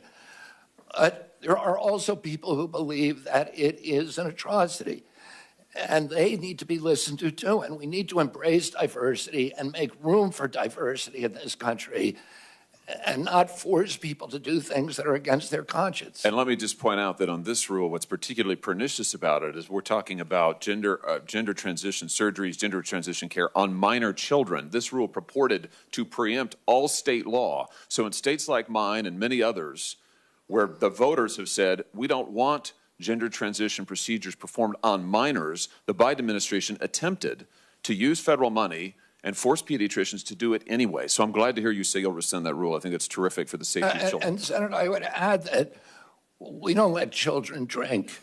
We don't let them drive an automobile because they have bad judgment. They are flooded with hormones. Their brains are still in formation. Their sexuality is still in formation. To allow them to make judgments about that are going to have life-changing, forever implications for the rest of their life at that age is unconscionable, particularly in light of the Cass report. I'm glad to hear you say that. Let me ask you a question about NIH research, if I may. I know this is something that you care a lot about. Under the first Trump presidency. And I do want to add that people who have gender differences should be respected. They should be loved. But loving them does not sometimes love means saying no to people. Let me, on NIH, under the first Trump presidency, HHS stopped new NIH research that involved human fetal tissue from elective abortions. Now, you were asked about this sort of tangentially yesterday by Senator Cantwell, and I want to get your quote right. You said to her correctly, you said stem cell research today can be done on umbilical cords and you don't need any fetal tissue, which is correct. My question to you is, will you reinstate President Trump's policy that ensures that no federal research and no federal tax dollars is conducted on fetal tissue taken from elective abortions? Yes. Fantastic. Let me ask you just about Title X. You were asked about this yesterday, too, and I think I understand your answer. I just want to be sure I've got it crystal clear. Title X, which prohibits the funding of the use of federal taxpayer funding for abortions or to flow to entities like Planned Parenthood that perform abortions or refer people to abortions. You were asked yesterday if you would support President Trump's rule that says no Title X funding for those who perform abortions or refer people to abortions. I think your answer was yes, you would reinstate that rule. I just want to be sure I'm right about that. Yes. Fantastic. Last point that I have for you. On mifepristone, the chemical abortion drug, you said yesterday that you would study its safety. I think that's good. I want to make an additional point here just about how the Biden administration changed the rules on mifepristone that I hope that you'll take into consideration, because you pointed out, I'm almost done, Mr. Chairman, you pointed out that we need to honor the wishes of voters and states and their right to set life policy. I just point out that the Biden administration's rule on mifepristone, which they did after the Dobbs decision, means that in any state, including ones like mine, where voters or state legislators say we don't want abortion performed after a certain point, if the Biden administration rule on chemical abortion stands and you can mail in these abortion drugs without a doctor visit or referral, that means no state ban, no state decision, no voter decision is going to matter. We're going to have a one-size-fits-all policy set here in Washington. I hope you'll take that into consideration. I will implement President Trump's policies. Senator Hassan. Well, thank you, Mr. Chairman and Ranking Member Sanders. Good morning, Mr. Kennedy. Look, I want to just take a moment because, like a few of us on this dais, I sit on finance as well as help. And one of the things that was most disturbing to me about yesterday's hearing was the suggestion from some of my friends on the other side of the dais that our intense questioning and concerns about Mr. Kennedy were driven by partisanship. I have voted for 5 of President Trump's nominees to date in the last couple of weeks. One of them, the new Secretary of Transportation, was on the scene last night at DCA. Like all of us, I take really seriously our obligation for advice and consent. And I am concerned, as Senator Mullen expressed his concern, about the need for science to help us move forward on critical issues. Now, some of you are new to this committee and new to the Senate, so you may not know that I am the proud mother of a 36-year-old young man with severe cerebral palsy. And a day does not go by when I don't think about what did I do when I was pregnant with him that might have caused the hydrocephalus that has so impacted his life. So please do not suggest that anybody in this body of either political party doesn't want to know what the cause of autism is. Do you know how many friends I have with children who have autism?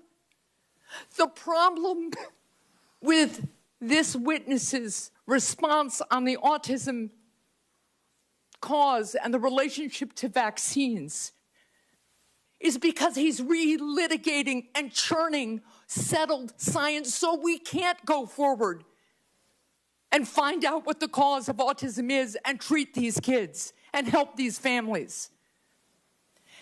Mr. Kennedy, that first autism study rocked my world. And like every mother, I worried about whether, in fact, the vaccine had done something to my son. And you know what? It was a tiny study of about 12 kids. And over time, the scientific community studied and studied and studied and found that it was wrong. And the journal retracted the study because sometimes science is wrong. We make progress. We build on the work and we become more successful. And when you continue to sow doubt about settled science, it makes it impossible for us to move forward. So that's what the problem is here. It's the relitigating and rehashing and continuing to sow doubt so we can't move forward, and it freezes us in place. Now let me move on to my other concerns from yesterday's hearing. During yesterday's hearing, you really showed a lack of knowledge about Medicare and Medicaid. So what is Medicare Part A? Medicare Part A pays mainly for primary care or physicians, and then Medicare. No, so it is about, Medicare Part A is seniors coverage for inpatient hospital care. What's Medicare Part B? For physicians and doctors, Medicare care Part D. That is coverage for outpatient care and home health. So what is Medicare Part C? Medicare Part C is a program where it's the full menu of all the services, A, B, C, and D for Medicare. It is Medicare Advantage, which it's the private insurance option for seniors on Medicare. So, Mr. Kennedy, you want us to confirm you to be in charge of Medicare, but it appears that you don't know the basics of this program. So let's turn to Medicaid. No, I had to correct you on several things. Oh, you let's just turn added to information, Medicaid. Yesterday, Senator, you didn't said correct me. I didn't get it wrong. Mr. Kennedy, my time is limited, and I hope the chair will give me a this couple a of more question, minutes. Senator? Yes, Medicaid. All right, because you're let's giving me turn very to little Medicaid. time to answer one. Let's turn to Medicaid.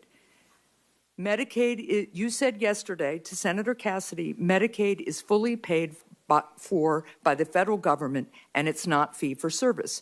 That statement is false. Do you now understand that that statement is false, yes or no? That Medicaid is paid for by the federal government? I believe that. You said it is fully paid for. Medicaid, in fact, sir, is a federal-state partnership. The state has a partnership. Right, so you were wrong yesterday, so you're acknowledging that that statement was false, right? I misstated something. All right, good. So yesterday when you were questioned about Medicaid, you repeatedly dodged questions by saying you want to make it better.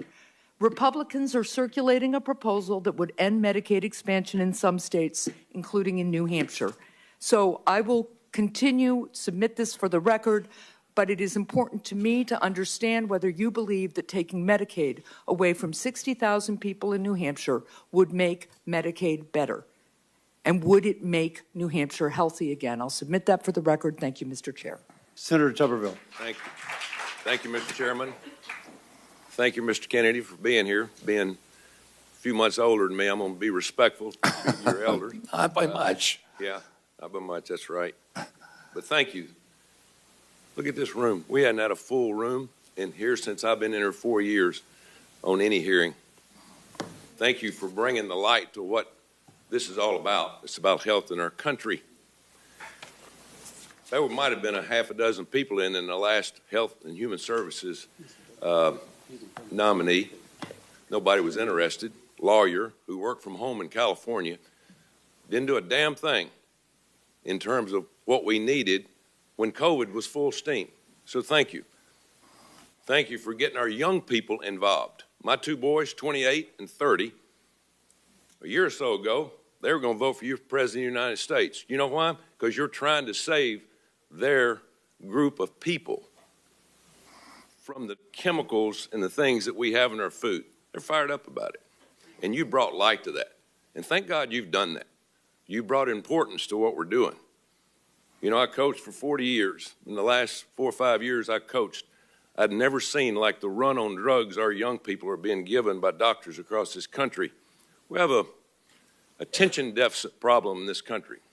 You know, attention deficit, when you and I were growing up, our parents didn't use a drug, they used a belt and whipped our butt, you know, and told us to sit down. Nowadays, we give them Adderall and Ritalin, like candy across college campuses and high school campuses. Mr. Kennedy, what are we going to do about that?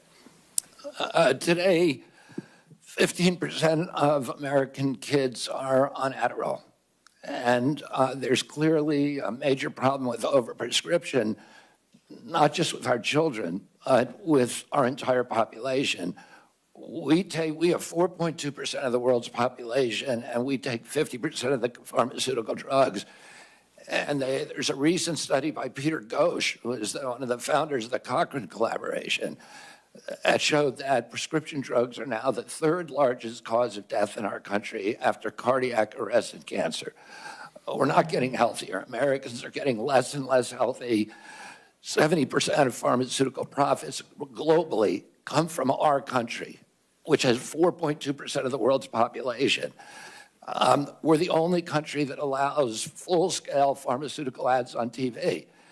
And we're all being told you can make yourself, you can eat anything you want, you can smoke anything you want, you can do anything you want, and there'll be a drug to fix you in the end. And it is not a good formula.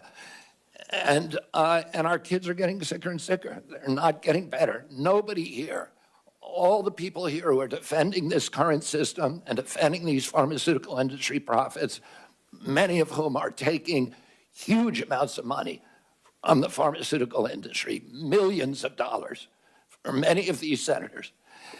And none of that, this is not making our country healthier. It's making us sicker. We need to get rid of these conflicts. We need good science, and we need good leadership that is able to stand up to these big industries and not bend over for them.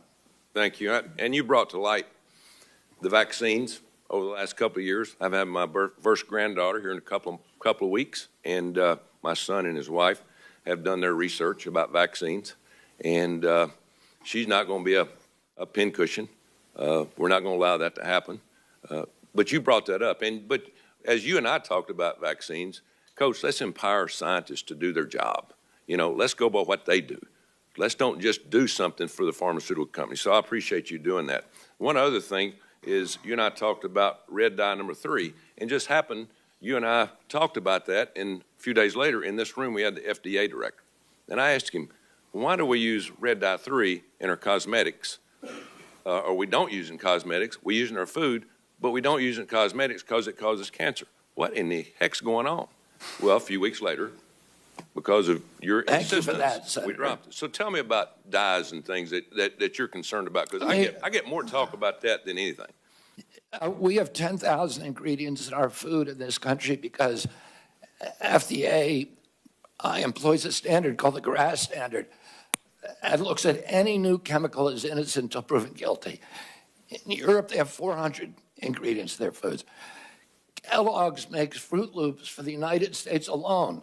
It is loaded with red dye, blue dye, yellow dye, and many, many other ingredients. They make the same product for Canada that's all vegetable dyes. And for Europe, if you eat a McDonald's French fry in this country, it has 11 ingredients. You eat the same product in Europe, it has 3. We are allowing these companies, because their influence over this body, over our regulatory agencies, to mass poison American children. And that's wrong. It needs to end. And I believe I'm the one person who's able to end it. Thank you. Senator Kim. Thank you, Chairman. Mr. Kennedy, good to see you. I wanted to just start by asking you if you support medically assisted treatment to help people get off of opiate addiction. Yes, I do. Do you think it's safe, and would you consider it to be the gold standard of the approach? The Cochrane collaboration, which is the most prestigious scientific research organization, has said that the gold standard is, has found in studies, a gold standard is 12-step programs. You need an entire menu of treatments because many addicts will not respond immediately, at least to 12-step programs. And for many of them, Suboxone and even methadone are critical interventions that save lives, that get addicts off the street, and they should be available as a treatment option. I wouldn't describe them as gold standard, but I would describe them as medically necessary. Well, this is something, look, I know we all take this very seriously in terms of the plight of opioid addiction in our country. And that's something that I hope we can recognize. We need to lift up more and more. I mean, NIH has said over and over again, not enough people are doing it. And in fact, an NIH published study does call it the gold standard of treating for opioid use disorder. You're on a mission against and fighting against chronic disease. You talk a lot about obesity. I wanted to get your thoughts if you support Wegovy, Ozempic, other similar types of GLP-1 drugs to fight obesity. The GLP-1 drugs, the GLP drugs, the class of drugs are miracle drugs. But I do not think they should be the first frontline intervention for 6-year-old kids for whom they are currently. That is the standard of practice now. If every American who qualifies for GLP by being overweight, 74% of our population asked for them, and the federal government was paying for it, it would cost over $1 trillion a year. It would double the insurance costs for employers in this country, and it would be a tsunami.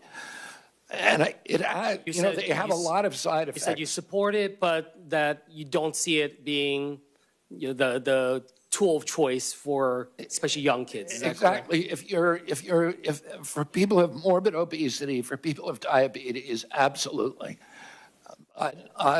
And they shouldn't be prescribed alone without also prescriptions for exercise, because otherwise they eat away at muscle and they're counterproductive. They go after muscle first. Yeah.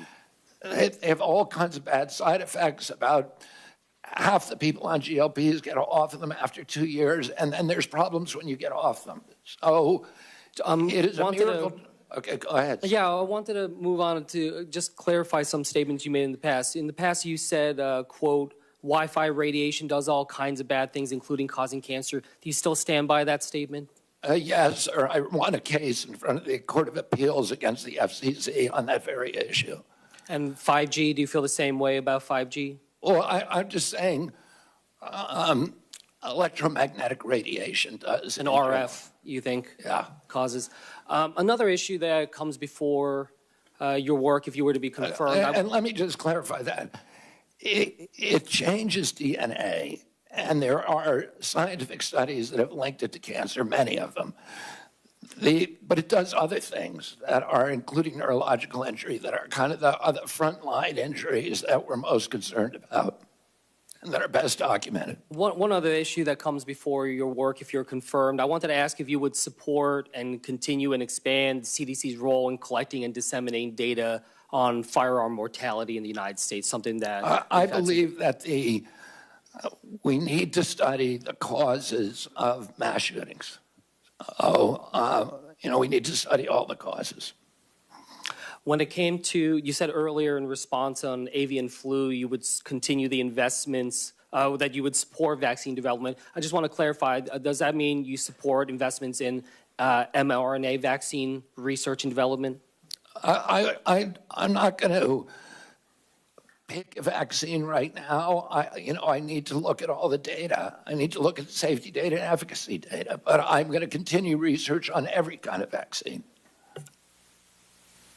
Mr. Chair, I yield back. Thank you, Senator Kim. And now Senator Banks. Thank you, Mr. Chairman. Mr. Kennedy, President Trump just won a historic election victory, and you were a big part of it. At the outset of the hearing, you talked about those Maha Moms, that coalition that you led, that movement that was behind you that supported President Trump on Election Day, giving him one of the biggest electoral college votes in my lifetime. You were a part of that. The voters voted for President Trump. And President Trump, by the way, is a man of his word. He always follows through on what he says he's going to do. And one of the things that he said he was going to do was put you front and center in this administration to make America healthy again. And that's why, at the end of the day, a lot of those moms have been here yesterday and today from Indiana to support you in this movement. And that's why you have my full support. And anything other than voting for you to confirm you would be thumbing my nose at that movement, the millions of people in this country who want us to focus on making America healthy again.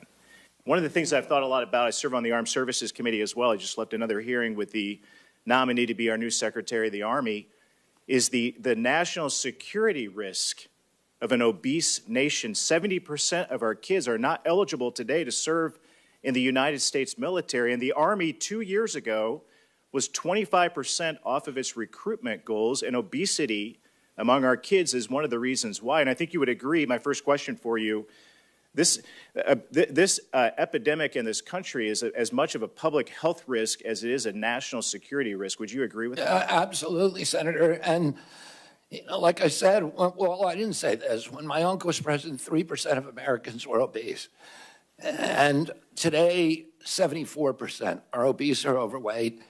In Japan, 3% are obese. So other nations, what we're seeing here is not happening elsewhere. And American kids did not suddenly get gluttonous and lazy. Something is poisoning them. And we need to figure that out.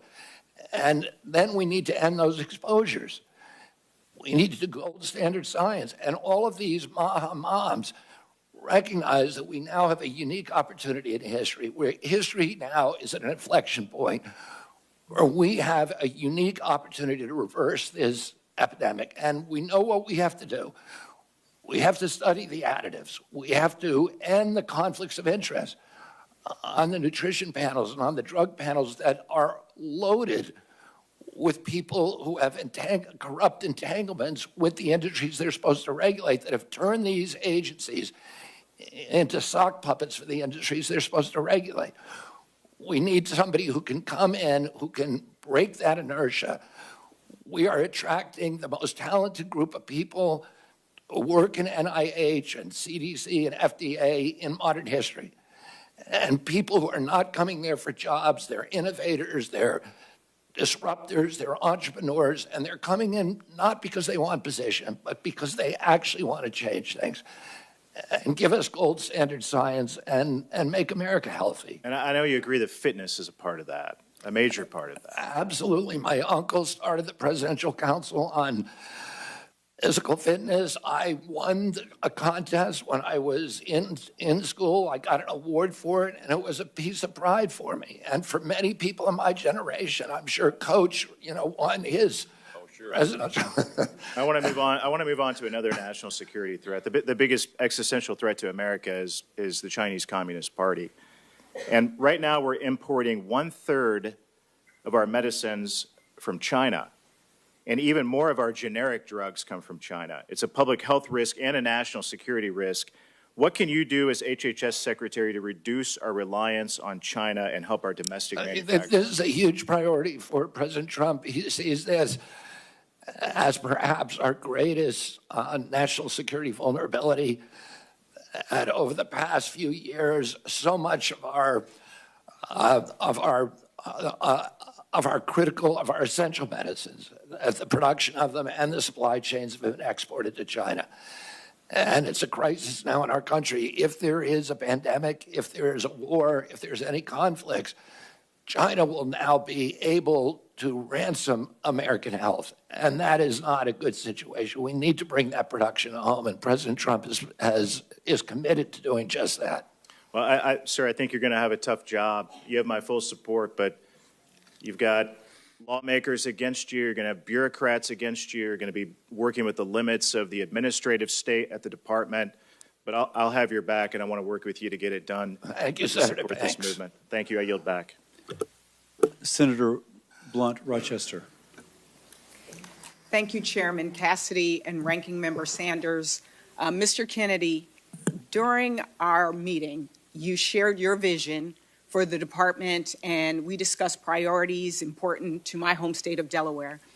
But I must say, as a former cabinet secretary and a health official in my state, and listening to your answers today in this hearing, I am deeply concerned and shocked by your apparent lack of understanding of, frankly, some of the basic responsibilities of the department. It's one of the largest, most complex, and it is vitally important. And yesterday, during your finance hearing, and today, you confused details about Medicare and Medicaid. You didn't know what authorities you have under the Emergency Medical Treatment and Labor Act, known as EMTALA, and you made false claims about the safety of mifepristone. However, what concerns me the most as a mom and a first-time grandmother is your decades-long track record of promoting vaccine misinformation and profiting from it, despite the harms that it may cause to American children. And with that, I'll turn to my questions. In yesterday's hearing, you did not seem to know anything about EMTALA, even though I raised it with you during our meeting last week. So I'll give you another opportunity. Yes or no, do you believe that a person presenting to an emergency room with a severe illness should have any type of emergency care needed to save their life? Any American who the Yes law or no? says. Yes. I'm answering the question. Any Yes American, or no was the direction. Under the law, every American who presents to an emergency room must be treated, and I can enforce that law, and I believe that's the right thing to do. Do you agree that a person who is experiencing severe pregnancy complications should be able to receive emergency care to save their life if that care is an abortion? My understanding of President Trump's policy is that I'm not asking you President Trump's policy. I'm asking you, what do you believe? Yeah, if it's necessary to save the life of the mother. Okay, so you of do course, believe, yes, they should. Do you commit to ensuring that pregnant women will have access to all necessary emergency care, including an abortion, if it is required to save their life or preserve if it's their required health? to save their life? And would you agree that the ability to provide quality emergency care for pregnant women is essential to preventing maternal mortality? Providing care for pregnant women, we should be providing care for pregnant women. President Trump wants to do that. Bottom line for me, women should not be forced to rely on emergency airlifts to other states for life-saving care. And to be blunt, in our meeting, your lack of understanding really, again, was very concerning. In a 2023 interview, you described yourself saying, I'm a Kennedy Democrat. I believe in labor unions. I believe in a strong, robust middle class. I believe in racial justice. And just yesterday and today, during this hearing and the hearing yesterday, you said we need to respect diversity. Mr. Kennedy, the Trump administration recently issued an executive order that directs the federal government to eliminate grants, contracts, policies, programs, and activities that include diversity, equity, inclusion, and accessibility. This executive order has already caused widespread confusion, fear, and uncertainty for healthcare providers, researchers, public health professionals, and service providers across the country. You said in our meeting that you understand that health disparities exist. So yes or no, do you, in your view, do the following programs count as health DEI programs? Programs that target Black women to address the maternal mortality crisis? Senator, there are 7. Yes or no? I'm not going to answer that yes or no. If you want an answer, I'm happy to give it to you, but it's not a yes or no. I just want a yes or no. It's not susceptible to yes or no answer. Well, if you want to hear an answer, Senator. Let me shift this because I only have 36. If you want to hear an answer, Senator, I'm very happy to give you one. I've got now 33 seconds. And there are people out here who want to understand that if they are at a pride parade and they're a healthcare provider, can they give out a brochure? If you want people to understand, let me answer the question. If they are trying to have a program in a black church that is on Martin Luther King Day, will they be able to have that program? Will it be funded? Will they get in trouble? Will they be fired? That's the cause and concern. We all know that it is important that we have a healthy country. But you want me as to answer the question, Senator? I think I got my answer. Okay. Thank you, and I yield back. I will allow the witness to answer. There are 7 departments at NIH that protect minority health and that seek to eliminate the shocking and unacceptable disparities in minority health. I believe in helping all people who are vulnerable. The DEI programs that President Trump eliminated have spent $63 million with no discernible positive impact on human health in this country. There's institutions already that existed before President Biden, whose job it is to do just that. Will you cut those programs that you just referenced? That decision is up to Congress, not to the HHS Secretary. Thank you. I yield back. For the record, treating a miscarriage or ectopic pregnancy is not an abortion. It's just false. And so I would ask that not be, since I'm not into misinformation, I would ask that misinformation not continually be repeated. Senator Husted. Thank you very much. Mr. Kennedy, thank you for There we go.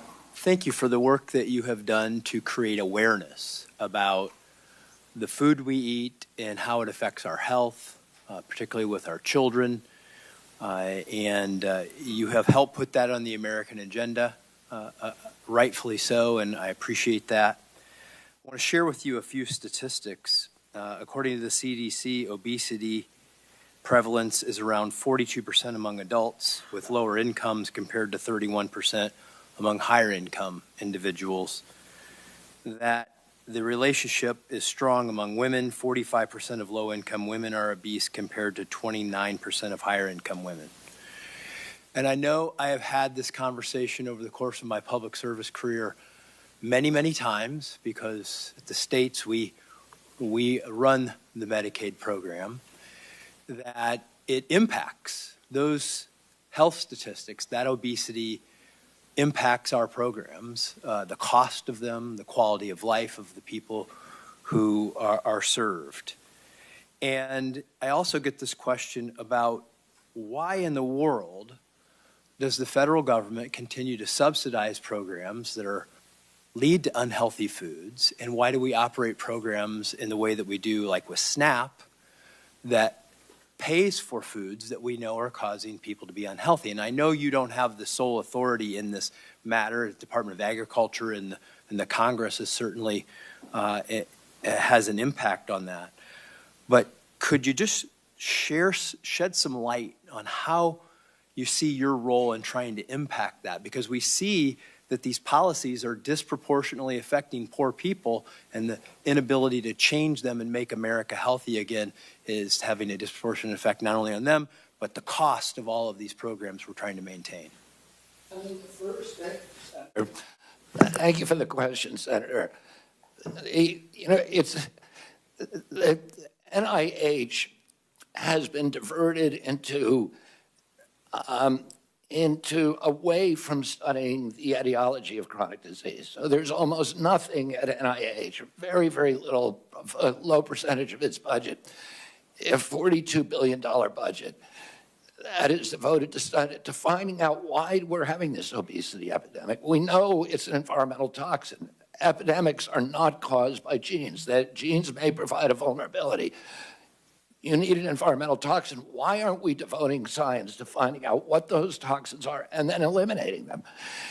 And, you know, the focus is on infectious disease, and we almost altogether ignore chronic disease, which causes 92% of the deaths in this country. And during COVID, we had the highest death rate of any country in the world. We had 16% of the COVID deaths.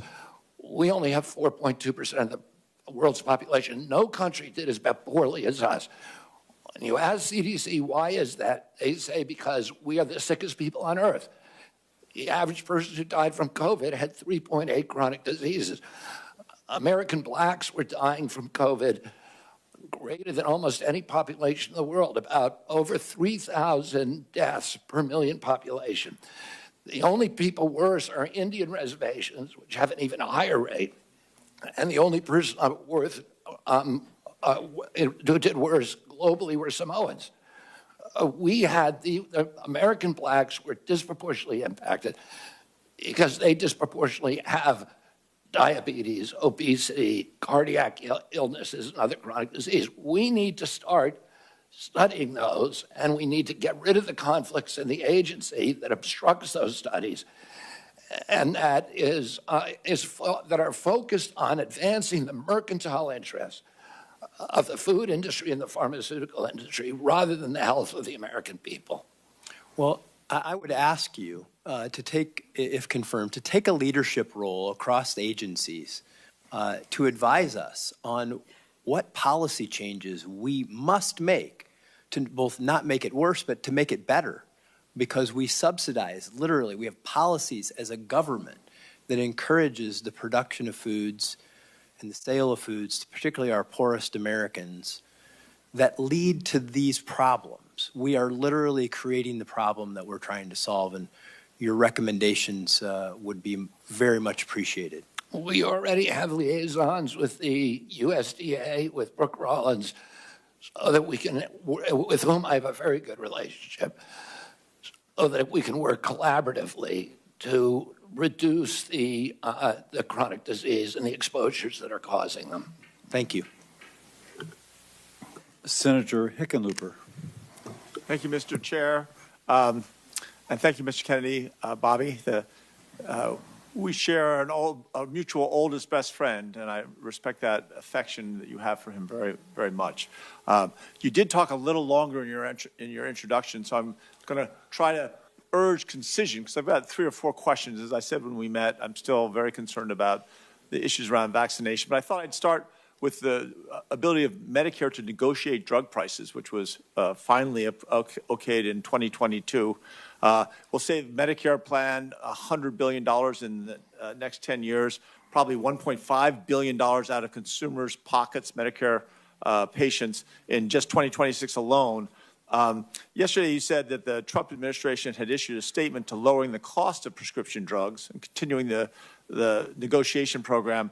I went back and looked at that, and it was a statement that mentioned increasing transparency and then said they would solicit feedback on the Medicare drug price, but nowhere did it say in the statement that the administration was actually going to commit to lowering prices. So is that something you still feel that negotiation program and lowering those prices is important?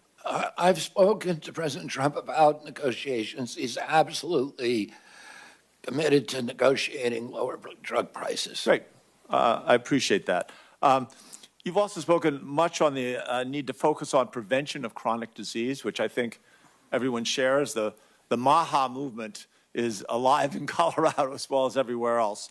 People are frustrated by the fact that for every dollar we spend on health care in this country, and it, as has been previously said, it's often double any other country, only a nickel goes to prevention. So when you look at that $100 billion that's going to be saved over the next 10 years through the negotiation of pharmaceuticals, do you have any ideas of how we could put that towards prevention, that revenue? Well, that's a really good question, Senator Hickenlooper.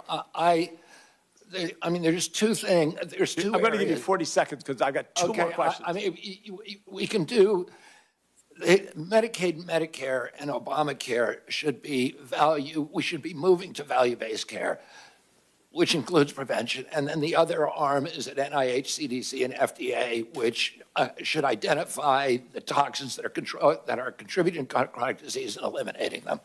Great. Another short question with mifepristone, which has been described and discussed a lot already.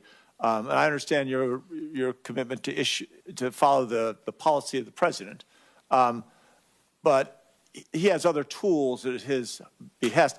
If there needs to be another study or looking at the other existing studies, will you make sure that there's no bias to the best of our human ability to twist those results in any way to support that policy? And I'm speaking now just about the defense of science, to make sure that those Senator, I will reviews are fair. commit to you here today to review prior to approving any study at NIH to allow you to approve the protocols and the researchers and help us choose the research. All I want is good science. And I would love input from this committee on any study that we do.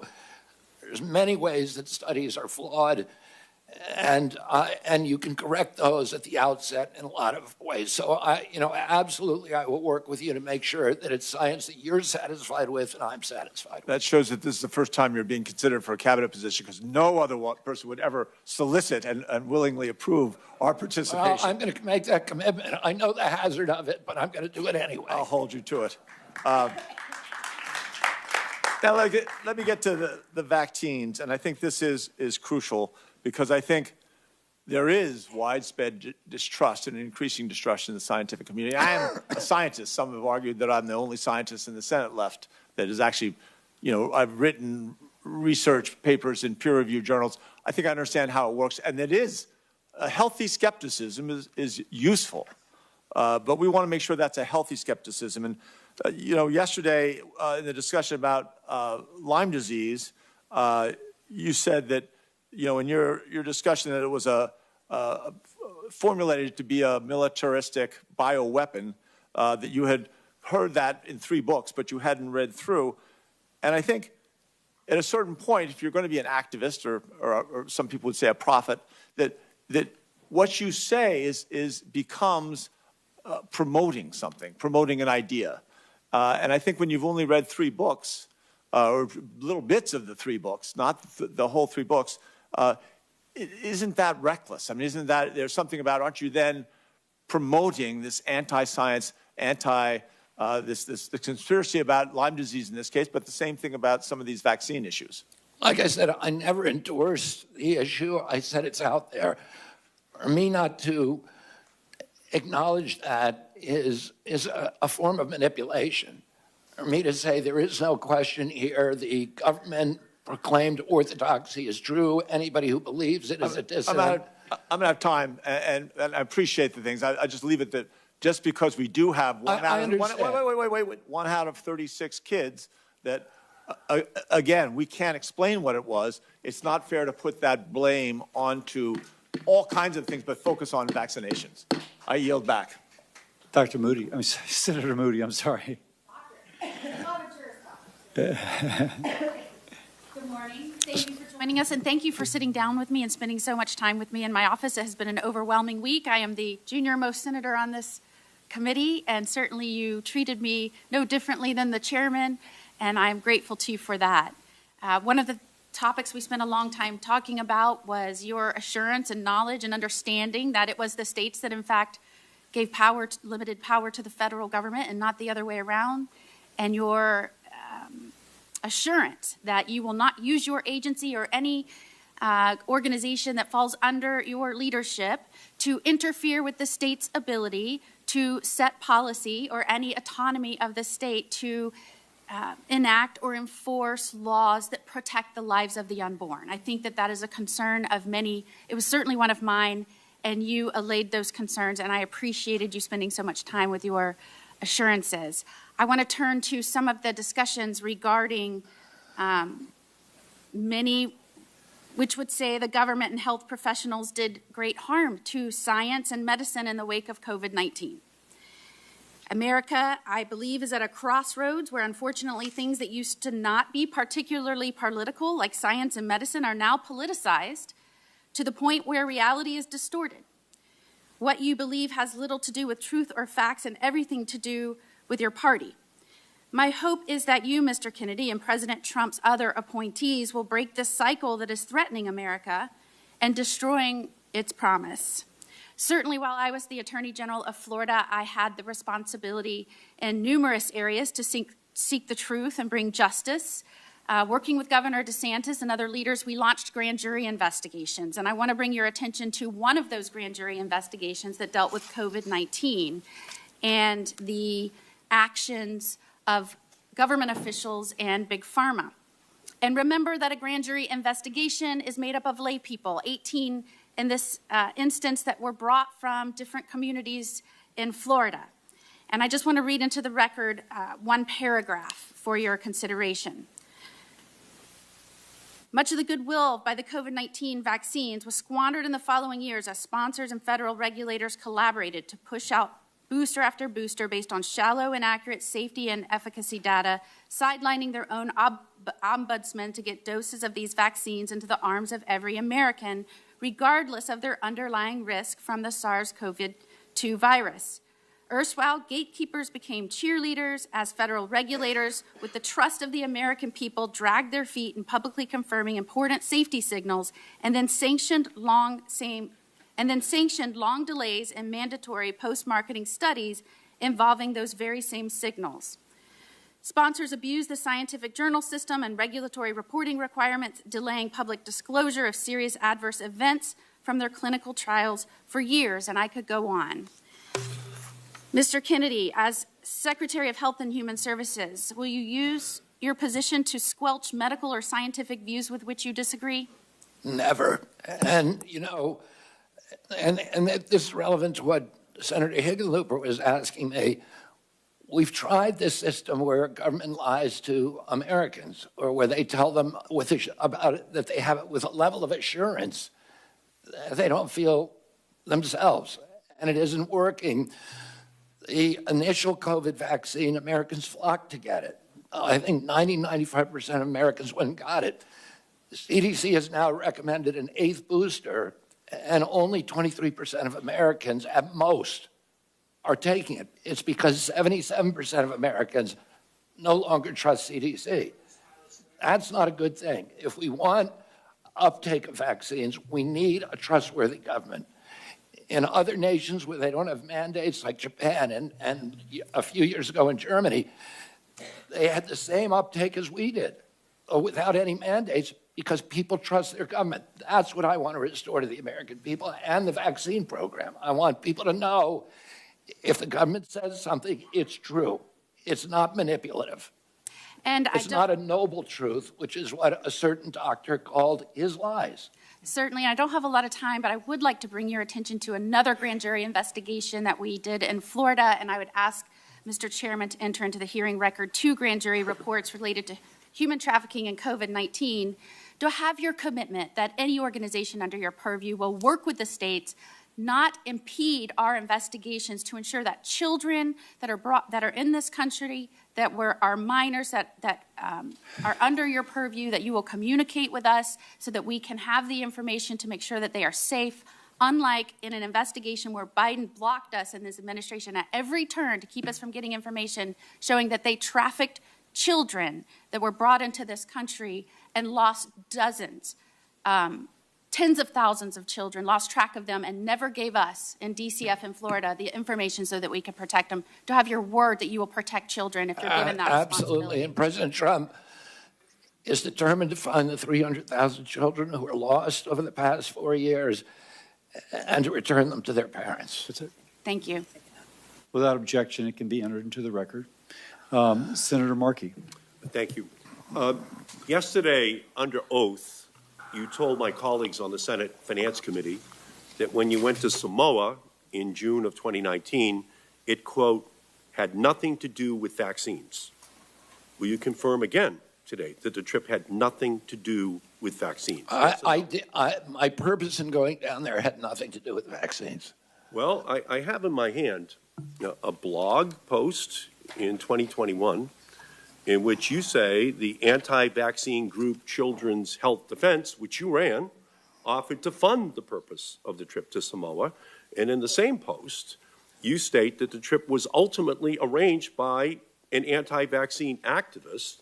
And during the trip, you met with an activist who later compared vaccine mandates to Nazi Germany. And during that trip, you also discussed vaccines with the Prime Minister and the Director General of Health of Samoa. The Director General of Health said you specifically discussed your views on vaccine safety fears. And with unanimous consent, I will submit those blog posts, Mr. Chairman, into the record. Without objection. Can I reply to you that, again. Senator? I'm Can I going to ask reply, you. Senator? I'll ask you again. Did the trip have nothing to do with vaccines, Nothing. as you told my colleagues on Nothing Senate to do Finance with yesterday? vaccines. And if you want me to explain, I will. Did it have anything to do with vaccines? No, it did not. It did not. Well, my purpose in the trip was not to. I ended up having conversations with people, some of whom I never intended to meet. Well, again, an anti-vaxxer helped finance your trip. Well, you call them an anti-vaxxer. That's not what they would call themselves. They call themselves safe vaccine advocates. I went down there, a CHD, which was that group, offered $6 million to obtain a grant for $6 million to install to digitalize the health records of Samoa. Well, let me just go on. I just want to. State-of-the-art medical informatics system. Thank you, That was the purpose of my trip, Senator. I got it. Thank you. So let me just follow through now. 2019.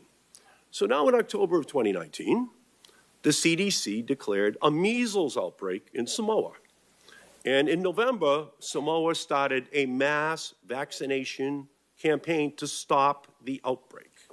That same month, November of 2019, after 16 people had already died from the outbreak and Samoa was trying to respond to the crisis, you sent a letter to the Prime Minister of Samoa stating that, quote, it is a regrettable possibility that these children are causalities of the vaccine. By unanimous consent, I will introduce that letter into the record. Without objection. So as Samoa was trying to contain the outbreak, you were saying that it was the fault of the vaccine rather than the absence of vaccinations that caused the outbreak in Samoa in the same year you visited Samoa. And I replied to that, Senator. Let me just finish. The death count in Samoa grew to 83.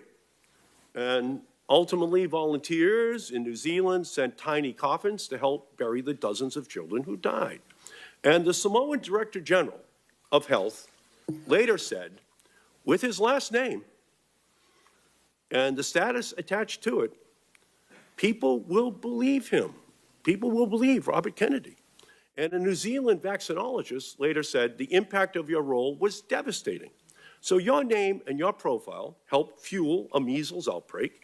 You scared people from taking a vaccine. It slowed the public health response, and children died. You've taken no responsibility thus far. And if an outbreak occurs in the United States, I have no evidence that you would not use your role as secretary to spread dangerous misinformation. So that one incident, from my perspective, disqualifies you from holding any position in healthcare, much less the #1 health official in the United States.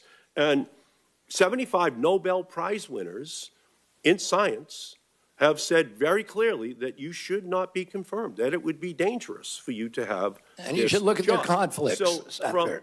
You should look at their conflicts of those individuals. Well, 75 and Nobel... you should look at who financed that letter. 75 Nobel Prize winners, and by the way, a high percentage of the medical community in Boston, the health capital of the United States and the world, have said the same thing about your qualifications. They're saying to me they don't want tiny coffins as well. Neither do I. So that's the basis of my reservations about you, and the reason why I'm going to vote no on your candidacy, because I just think it's too dangerous to run the threat that that misinformation is spread in our country in the same way it was in Samoa. Senator Murkowski, and let me compliment Mullen and Murkowski. They've stayed here the entire conference, and they're not obligated to like the two of us, not that we wouldn't have otherwise. But Senator Murkowski, you please. Thank you, Mr. Chairman. And I think these are exactly the types of forums that we all need to be engaged in from start to finish, because Can you speak up, Senator Murkowski? there's been considerable discussion here about many issues, certainly a lot about vaccines. I care deeply about making sure that our vaccines are safe, the efficacy of them, the availability of them, how we disseminate them is particularly important in a very, very rural state like mine. You have experience there. You understand that. I am particularly attracted by the focus on chronic diseases. We know that if we can do a better job with chronic diseases, maybe some of the other things that we are susceptible to in the infectious diseases area, we're able to perhaps pull back a little bit on that. But our reality is, in order to make this country healthy again, it is a focus on everything. It is the prevention. It is the necessity of coming up with these life-saving vaccines that are going to be so critically important. It is personal care. It is food. It is exercise. It is all of the above. And we got to figure it out together. We do need to shake some things up, but we also need to give a level of confidence. And this is what I'm hearing from so many of my colleagues who have raised the issue of vaccines.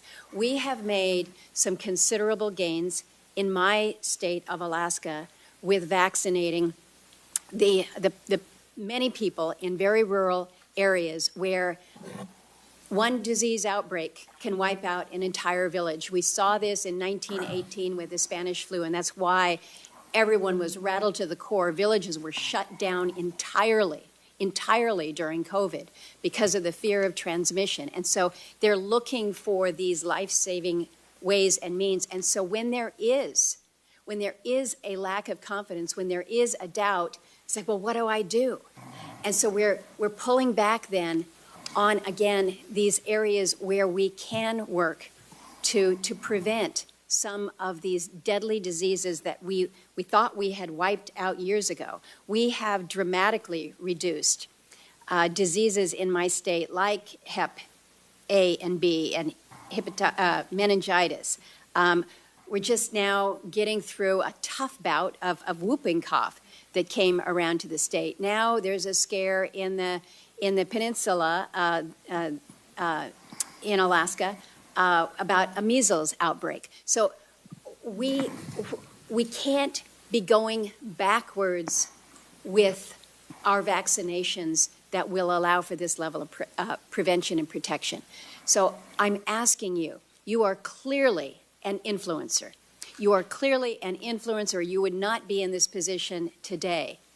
But you can see how your podium, your platform, your voice can influence so many.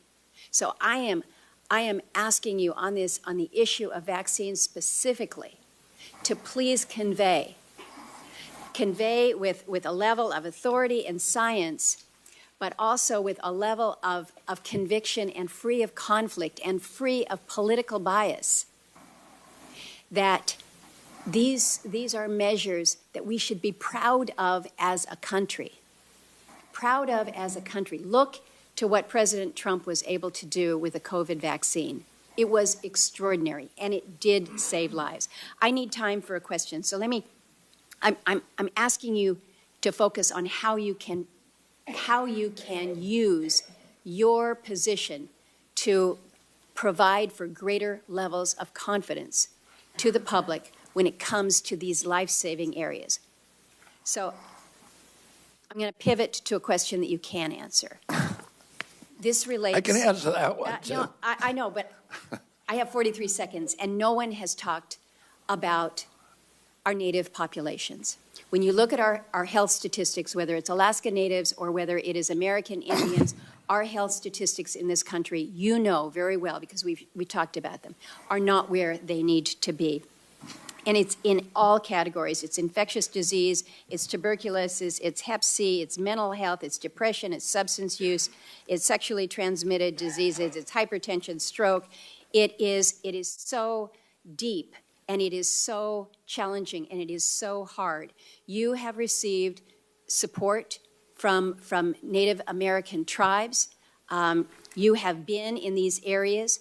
You have been quoted, and I'd like for your comment on this, as quoted saying, as far as budgeting for Indian country, you said you would immediately triple the budget to support tribes Can you expand on this pledge and the commitment? Because this is an area where we have truly left our Native people behind when it comes to their health and their health outcomes. Yeah, thank you, Senator. And this is an issue, as you and I talked about, that is very important. It's always been a priority for me. I spent 20% of my career working on Native issues. I was one of the founding editors of Indian Country Today, which is the biggest Indian newspaper. My father and uncle, Ted Kennedy, my father, were deeply, deeply critical of the functioning of the Indian Health Service back in 1968 to 1980, and nothing's changed. Nothing's gotten better. I'm going to bring in a Native at the Assistant Secretary level. I'd like to get him actually designated as a Assistant Secretary for the first time in American history. Make sure that all of the decisions that we make in our agency are conscious of their impacts on the First Nations. I've spent a lot of time in your state. It's my favorite place to go. I've been up with the Gwich'in, representing the Gwich'in people up in Arctic Village, and been all over the state in the remote areas. I understand in Alaska the unique needs of Alaska because of remote health care, because some of these areas are not even accessible except for airplane. That they don't have ambulance services, that the federal government needs to pay attention to financing transportation, the unusual ways that are required there, and that we really need to focus on telemedicine and AI. Make sure that even in remote places in Alaska, that Native people can get high-quality health care, and we can do that today. And I look forward to working with you on those issues and others. Thank you, Mr. Chairman. Senator Murkowski sets the record for going over. Senator also Brooks. Sorry. Good morning. Thank you, Mr. Chair. Mr. Kennedy, I was struck by your comments during our meeting last week. What? I was struck by your comments in our meeting last week where you made it abundantly clear to me that you intended to clean house of the professional scientists at the National Institutes of Health, which you know is headquartered in the state of Maryland and employs thousands of hardworking Marylanders. I, for the record, believe in scientists, and I believe in doctors, and I trust them over politicians without medical degrees. You talked about bad science and bad scientists, and in fact, you specifically said to me in response to my question that you intend to replace the bad scientist with the good scientist. And so I want to ask you, in your opinion, what makes a scientist or a doctor qualified to serve at the National Institutes of Health? A scientist who's devoted to empirical methodology, to evidence-based science, scientists who understand the importance of replication, the importance of publishing raw data and being open and transparent about it, the importance of publishing peer review. We have, NIH has overseen over the past several years the decline, the precipitous decline in American health. There's 91,000 people at HHS, and are you suggesting that some of them should not be held responsible for that decline? They were in charge of protecting our health. Let me just insert here. Let me just finish. But let me just say this, because I only have 3 minutes left. I don't set the rules here, but I ask the questions. And the question is really whether you intend, as you said, to substitute essentially your judgment for the judgment of these professional scientists and doctors. I'm not going to substitute my judgment for science. Of course, I'm not going to do that. What I'm going to do, listen, the New York Times just did an article last week talking about the fraud, the 20-year fraud, 800 fraudulent studies produced by NIH on amyloid plaques, and not allowing any other hypothesis about the cause of Alzheimer's to be explored. Well, how will you decide, Mr. Kennedy, which scientists are bad scientists? Are they the ones who disagree with you? The ones who are corrupt, the ones who have been doing science like the amyloid plaque studies that were fraudulent. These doctors, let me ask you a question. Do you have a medical degree? Do I? No. Okay, let me go to the next question. The Heritage Fund has compiled a watch list of federal employees to go after federal staff. Is there a watch list for federal staff at HHS? Not that I know of. Have you or has anyone in the administration developed a list of career scientists or federal staff that you would target for termination? Not that I know of. And let me just ask you another question. Now, your failed presidential campaign has been raising money to try and cover your debts. And you were questioned about this yesterday and failed to answer a question that Senator Warren asked you. And so I want to ask you again regarding these emails that you have sent to raise money.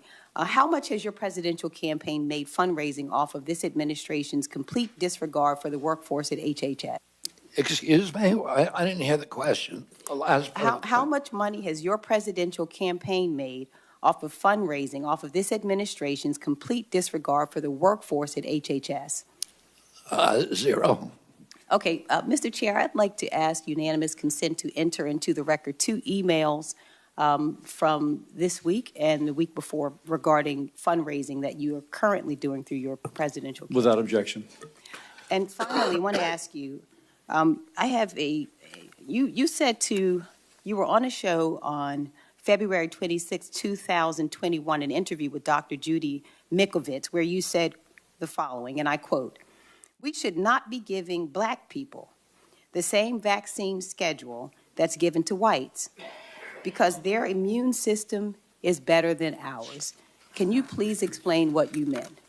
There's a series of studies, I think most of them by Poland, that show that to particular antigens that blacks have a much stronger reaction. There's differences in reaction to different products by different races. So I have 17 seconds left. Let me just ask you then. So what different vaccine schedule would you say I should have received?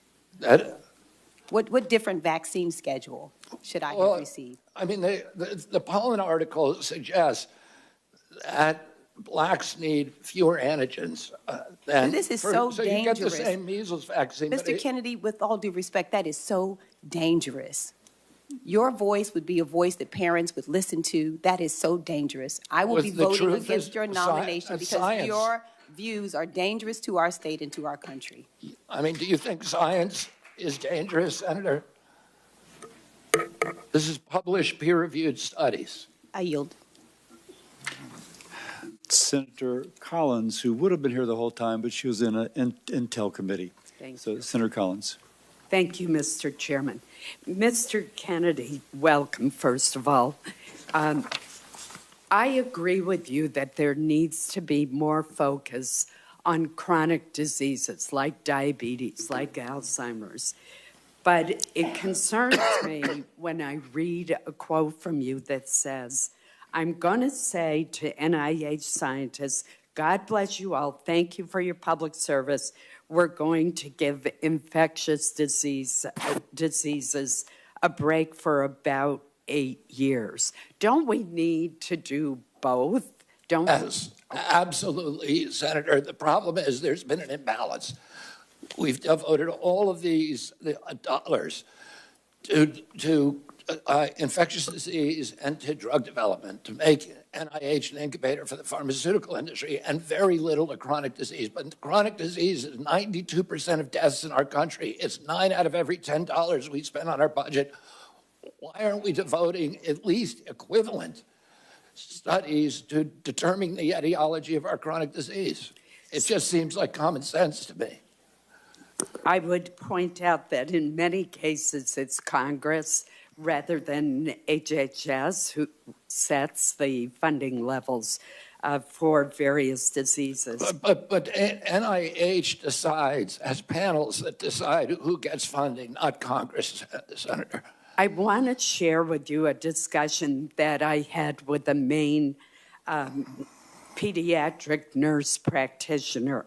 She raised the concern that if people are discouraged from getting their children vaccinated, we will lose the herd immunity in a classroom. And that means that a child who may be immunosuppressed and cannot get a vaccine are at risk of being in a classroom with an unvaccinated child. and thus at risk of getting the infectious disease because we've lost the herd immunity. What would be your response to that? My response is that vaccine uptake for the COVID vaccine, for example, is down to 23%. And all vaccines are dropping, and they're doing that because people don't believe the government anymore. We need good science, and I'm going to bring that in. I'm going to restore trust, and that will restore vaccine uptake. Well, you're certainly correct about what happened with the COVID vaccine, but let me switch to the polio vaccine. Do you think that the polio vaccine is safe and effective? Yes, I do. And so would you seek to reduce its availability in any way? No, not at all. The state of Maine has seen a steady and disturbing increase in Lyme disease cases over the past decade. We talked a little bit about this in my office. In 2023, Maine had a record number of Lyme disease cases, nearly 3,000 reported cases. Fortunately, there is a promising vaccine trial for Lyme disease that is underway at Maine Health in Portland. Access to a Lyme disease would be a monumental step forward in reducing the burden of this disease, which can have lifelong effects. I've seen it in members of my own family.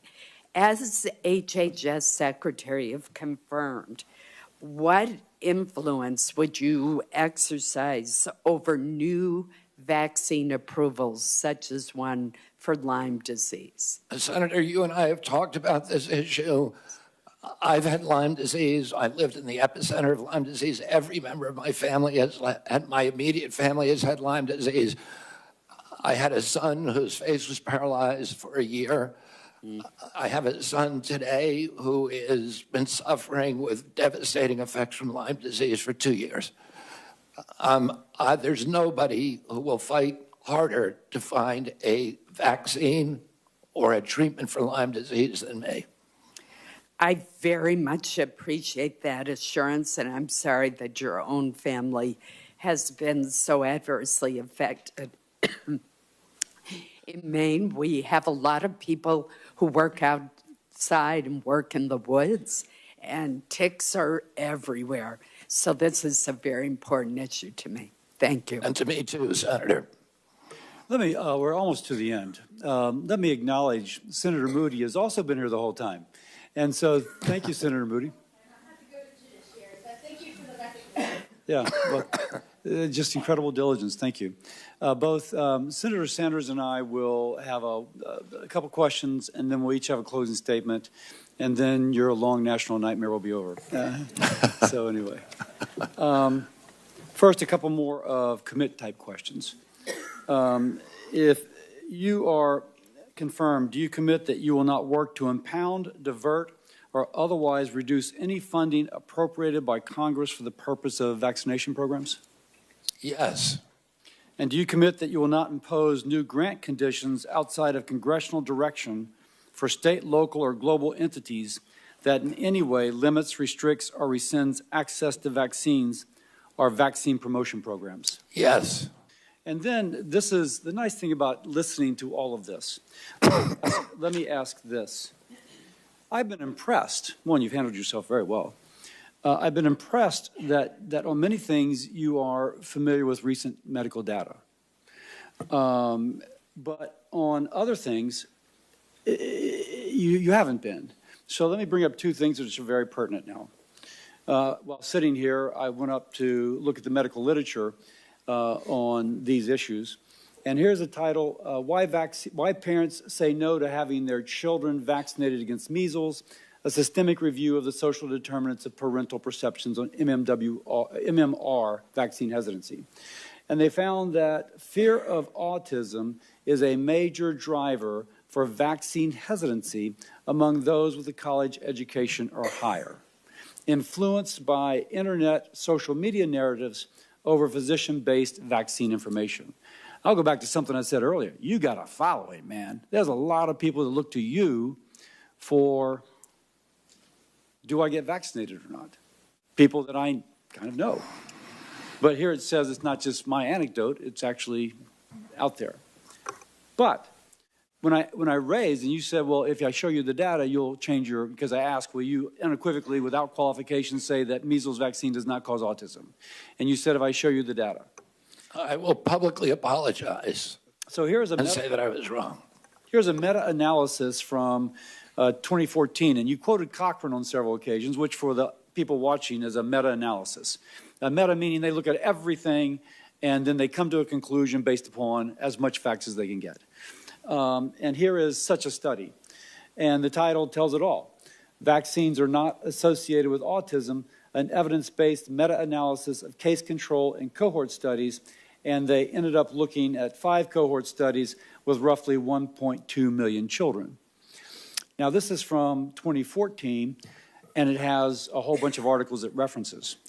And then I got a text from a former employee of the NIH, I emphasize the former, who says that early in the President Trump's term, you and colleagues sent 90 papers for review by people at NIH. They felt like the NIH folks felt that without exception, they were severely lacking methodologically, and or found that they indeed showed the safety of these vaccines. We tried to engage Mr. Kennedy, but his colleagues refused to acknowledge the expertise of dozens of NIH scientists we made about those papers. Now, you're a smart guy. You're reading the medical literature, and you're coming up with the recent medical literature on certain issues. But here is both older article, summarizing lots of older articles that have come out since the original refuted Wakefield article in The Lancet regarding measles and autism. And here is somebody who, you know, it's he said, but somebody who said that previously you've had this presented to you. So, back to me. I'm a doc, trying to understand. Convince me that you will become the public health advocate, but not just churn old information so that there's never a conclusion, as Senator Hassan suggested, but that will become the influencer for people to believe, no, there's 1.25 million kids studied and there's no autism associated with measles. You tell me, you see what my question is in there. Senator, I'm going to be an advocate for strong science. You show me those scientific studies, and you and I can meet about it.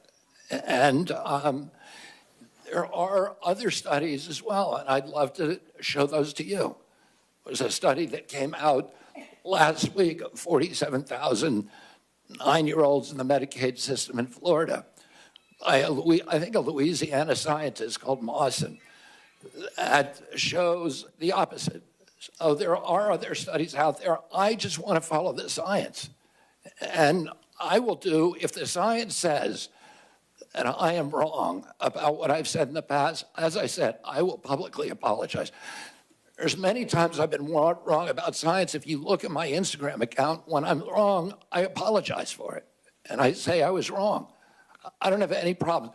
Science is a process of challenging hypotheses with new evidence. And scientists have to be able to admit when they're wrong. Epidemiological studies, the Institute of Medicine has said repeatedly in 2013, 2017, when they investigated this, has asked CDC to do certain studies, animal studies, bench studies, observational studies, studies of the vaccine safety data link. CDC has not done that. Oh, I want them to do that, and I want the best science. I can guarantee you, on my word of honor, that if you show me science that says that I'm wrong, I'm going to say I was wrong. I don't have any problem. There's nothing that would make me happier. We need to be able to look at the science and get IOM involved, the National Academy of Sciences. They're the ultimate arbiter of safety. What was that? And one of the things we need to do, I think, is a subject that we haven't talked about here. Why don't we know what's causing this epidemic? Why hasn't the CDC been looking at other hypotheses to determine the etiology of why we've had this dramatic 1,000% increase in this disease that is destroying our kids? Is probably the biggest issue. Why don't we know the answer after 30 years of steady rises in autism rates? Why don't we know the answer to that? We should know the answer. What was that? What was that last article? Did you mention? That article is by Mawson, Mawson. And it's regarding measles and what? No, it looks at the entire schedule, and it says it's a study of 9-year-old boys, 47,000 9-year-old boys from the Florida healthcare data. Okay, let me, Senator Sanders. Thank you. And I find myself in the unusual and uncomfortable position of having to agree with Senator Cassidy's line of questioning. Mr. Kennedy, in an interview in July 2023, you stated, quote, "I do believe autism does come from vaccines." And you have, end of quote, and you have praised a gentleman named Andrew Wakefield for his research. What studies, you talk about the need to be science-based, to get our information, good information to make decisions. What studies have you utilized to come to the conclusion that vaccines cause autism? I'm happy to sit down with you. No, please, just answer me that. I mean, look at the Mawson study, Senator. The what? Yeah, Mawson, just look at that study. Yeah, I will, and that was published. But I don't want to, I wouldn't rest on a single study. Right. And all studies can be Okay, don't mean to be rude. I don't have a lot of time. Just saying you would not be, I just heard you say you could not be happier if you were proved wrong. Mr. Chairman, I asked to put into the record 16 studies done by scientists and doctors all over the world saying that vaccines do not cause autism. Are you happy with that objection? Look at the IOM assessment of those 16 studies, Senator. The IOM has assessed them. But listen, let me get to it. Don't have a lot of time. I apologize. I'm happy to talk to you at another time. Don't have a lot of time. Let's talk about COVID. And I just want clarity on the issue. And again, I apologize. You have to be brief. We don't have a lot of time. Scientists have estimated that the COVID vaccine saved 3 million lives. President Trump said the COVID vaccine was, quote, one of the great miracles of the ages, end quote. You have said the COVID vaccine was the deadliest vaccine ever made, end of quote. Was the COVID vaccine the deadliest vaccine ever made? The reason I said that, Senator Sanders, is because there were more reports on the VAERS system, on the Vaccine Adverse Event Reporting System, which is the only surveillance system, that and VSafe. And there were more reports of injuries and deaths than all other vaccines combined. But was it the scientists said it saved 3 million According lives? to VAERS. I don't know, because we don't have a good surveillance system. So you disagree with the scientific community that... I'm agnostic because we don't have the science to make that determination. Really? Okay. Prescription drug prices in America, as you know. And by the way, I think President Trump did an extraordinary job on warp speed because he wasn't just focusing on that one intervention. He was focusing on... He called it a miracle, but you have cast doubts on its efficacy. All right. Prescription drugs. We're going to make America healthy. I agree with you that we need a revolution in the nature of food in America, physical exercise, etc. Very, very important. But there are people who are going to get sick, and they have to go to the doctor and find out why. 1 out of 4 Americans today cannot afford the prescription drugs their doctors prescribe because we pay by far the highest prices in the world for prescription drugs. We made some progress under the Biden administration of negotiating prescription drug prices with pharma. First time that's ever happened. Now, yesterday you told me that the White House was going to issue something affirming their support for continuing those Medicare negotiations. Turned out not to be quite accurate. They came up with some bland statement, could have been written by Farmer. Very specific questions.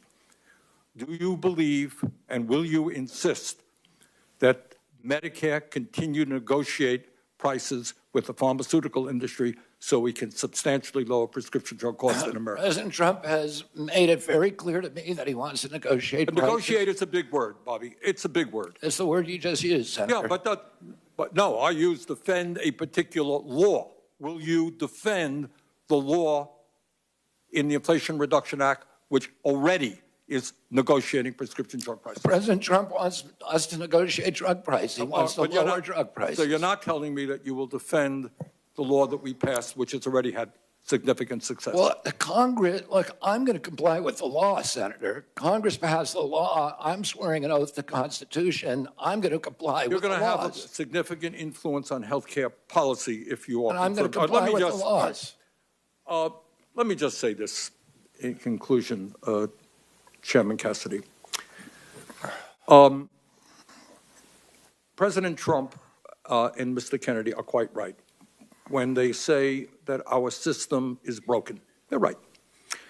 Our economic system today is broken. 3 people own more wealth than the bottom half of American society.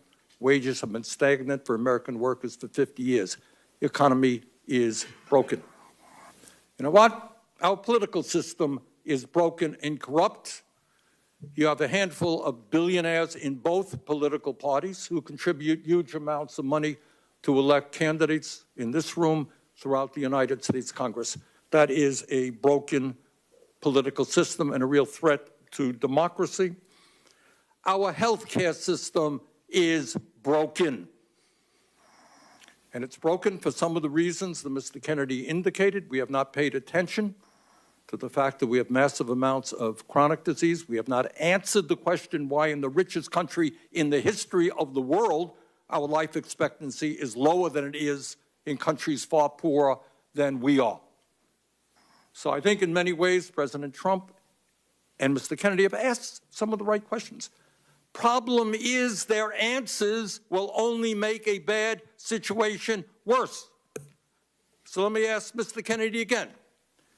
If we want to make America healthy, will you assure the American people that you will fight to do what every other major country on earth does, guarantee health care to every single American? I'm going to make America healthier than other countries in the world right now. Will you guarantee do what every other major country does? It's a simple question.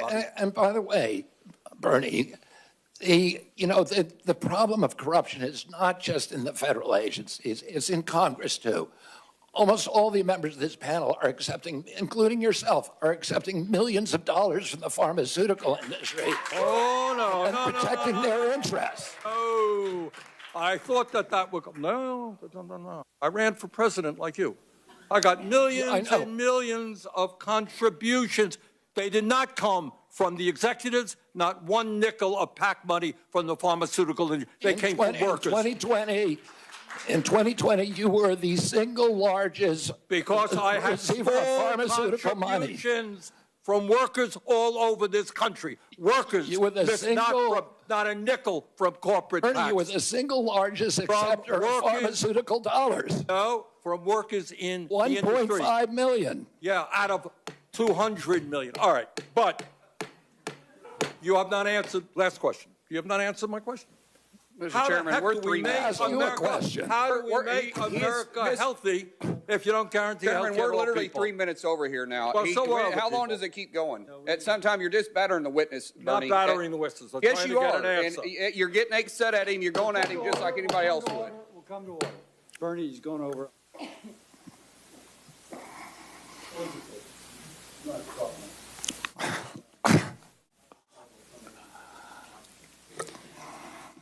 Before I ever entered politics, before I was ever thinking about running for office, I practiced medicine for 30 years. I worked in public hospitals in California, Louisiana, specializing in liver disease, caring for those who otherwise would not have had a specialist. If you will, dedicating my life to saving lives. That is, being a doctor. That ethic guides me now. In my opening statement, I told the story of my patient, an 18-year-old girl with acute liver failure from hepatitis B being air ambulanced to LSU Shreveport Hospital for a liver transplant. Now, let me finish the story. Her mother wasn't allowed to fly in the helicopter, so her mother drove the 3 hours from Baton Rouge to Shreveport. Now, when she arrived, they let her visit her daughter before she went back to the OR. And the mom goes in to say a prayer, squeezes the daughter's hand. The daughter's eyes open, and she said, "Mama?" And the daughter began to recover. Powerful story with a happy ending. But as a doctor, I saw endings not so happy. I just had a friend text me 2 children died in an intensive care unit in a Baton Rouge hospital from vaccine-preventable diseases this past month. So my concern is that if there's any false note, any undermining of a mama's trust in vaccines, another person will die from a vaccine-preventable disease. Now, you've got a megaphone. Maybe you and Bernie, Bobby and Bernie. Of everybody in this room, the 2 of you have the biggest followings, tremendous credibility. And with that influence comes a great responsibility. Now, my responsibility is to learn, try and determine if you can be trusted to support the best public health. A worthy movement called MAHA to improve the health of Americans, or to undermine it, always asking for more evidence and never accepting the evidence that is there. I looked at the article from Dr. Mawson, and it seems to have some issues. I'll just put that to the side. And that is why I've been struggling with your nomination. There are issues ultra-processed food, obesity, we are simpatico. We're completely aligned. And as someone who has discussed immunizations with thousands of people, I understand that mothers want reassurance that the vaccine their child is receiving is necessary, safe, and effective. We agree on that point, the 2 of us, but we've approached it differently. And I think I can say that I've approached it using the preponderance of evidence to reassure, and you have approached using selected evidence to cast doubt. Now, put differently, we're about the same age. Does a 70-year-old man, 71-year-old man who has spent decades criticizing vaccines and who's financially vested in finding fault with vaccines, can he change his attitudes and approach now that he'll have the most important position influencing vaccine policy in the United States? Will you continue what you have been, or will you overturn a new leaf at age 70? I recognize, man, if you come out unequivocally, vaccines are safe, it does not cause autism, that would have an incredible impact. That's your power. So what's it going to be? Will it be using the credibility to support lots of articles, or will it be using credibility to undermine? And I got to figure that out for my vote. You have the power to help rebuild, to help public health institutions re-earn the trust of the American people. Now, let's be political. I'm a Republican. I represent the amazing state of Louisiana. And as a patriotic American, I want President Trump's policies to succeed in making America and Americans more secure, more prosperous, healthier. But if there's someone that is not vaccinated because of policies or attitudes you bring to the department, and there's another 18-year-old who dies of a vaccine-preventable disease, helicoptered away, God forbid dies, it'll be blown up in the press. The greatest tragedy will be her death, but I can also tell you an associated tragedy that will cast a shadow over President Trump's legacy, which I want to be the absolute best legacy it can be. So that's my dilemma, man. And you may be hearing from me over the weekend. You may be hearing from me over the weekend. I once again thank you for your time, and I yield to my ranking member. Thank you, Mr. Chairman, and thank you very much for your job today in conducting this very, very important hearing. Let me reiterate my concerns. Every person on this panel, and I would hope everybody in America, wants to make us the healthiest country on earth. And I applaud Mr. Kennedy for raising the issues and talking about some very important truths. But what I am not hearing from him are some very specific policy issues that we absolutely need if we're going to make America healthy. It is unquestionable that when 68,000 Americans die because they can't afford to go to a doctor, you got to deal with that. And I have not heard one word about the need for universal health care that exists in every country on earth. When 1 out of 4 people can't afford prescription drugs because the pharmaceutical industry is ripping us off and charging us 10 times more in some cases than the people in other countries. I have not heard the definitive answer I need that we're not going to pay the highest prices in the world for prescription drugs. And one of the points I think that Mr. Kennedy made, which is right, healthcare is not just medical care. It's a lot more.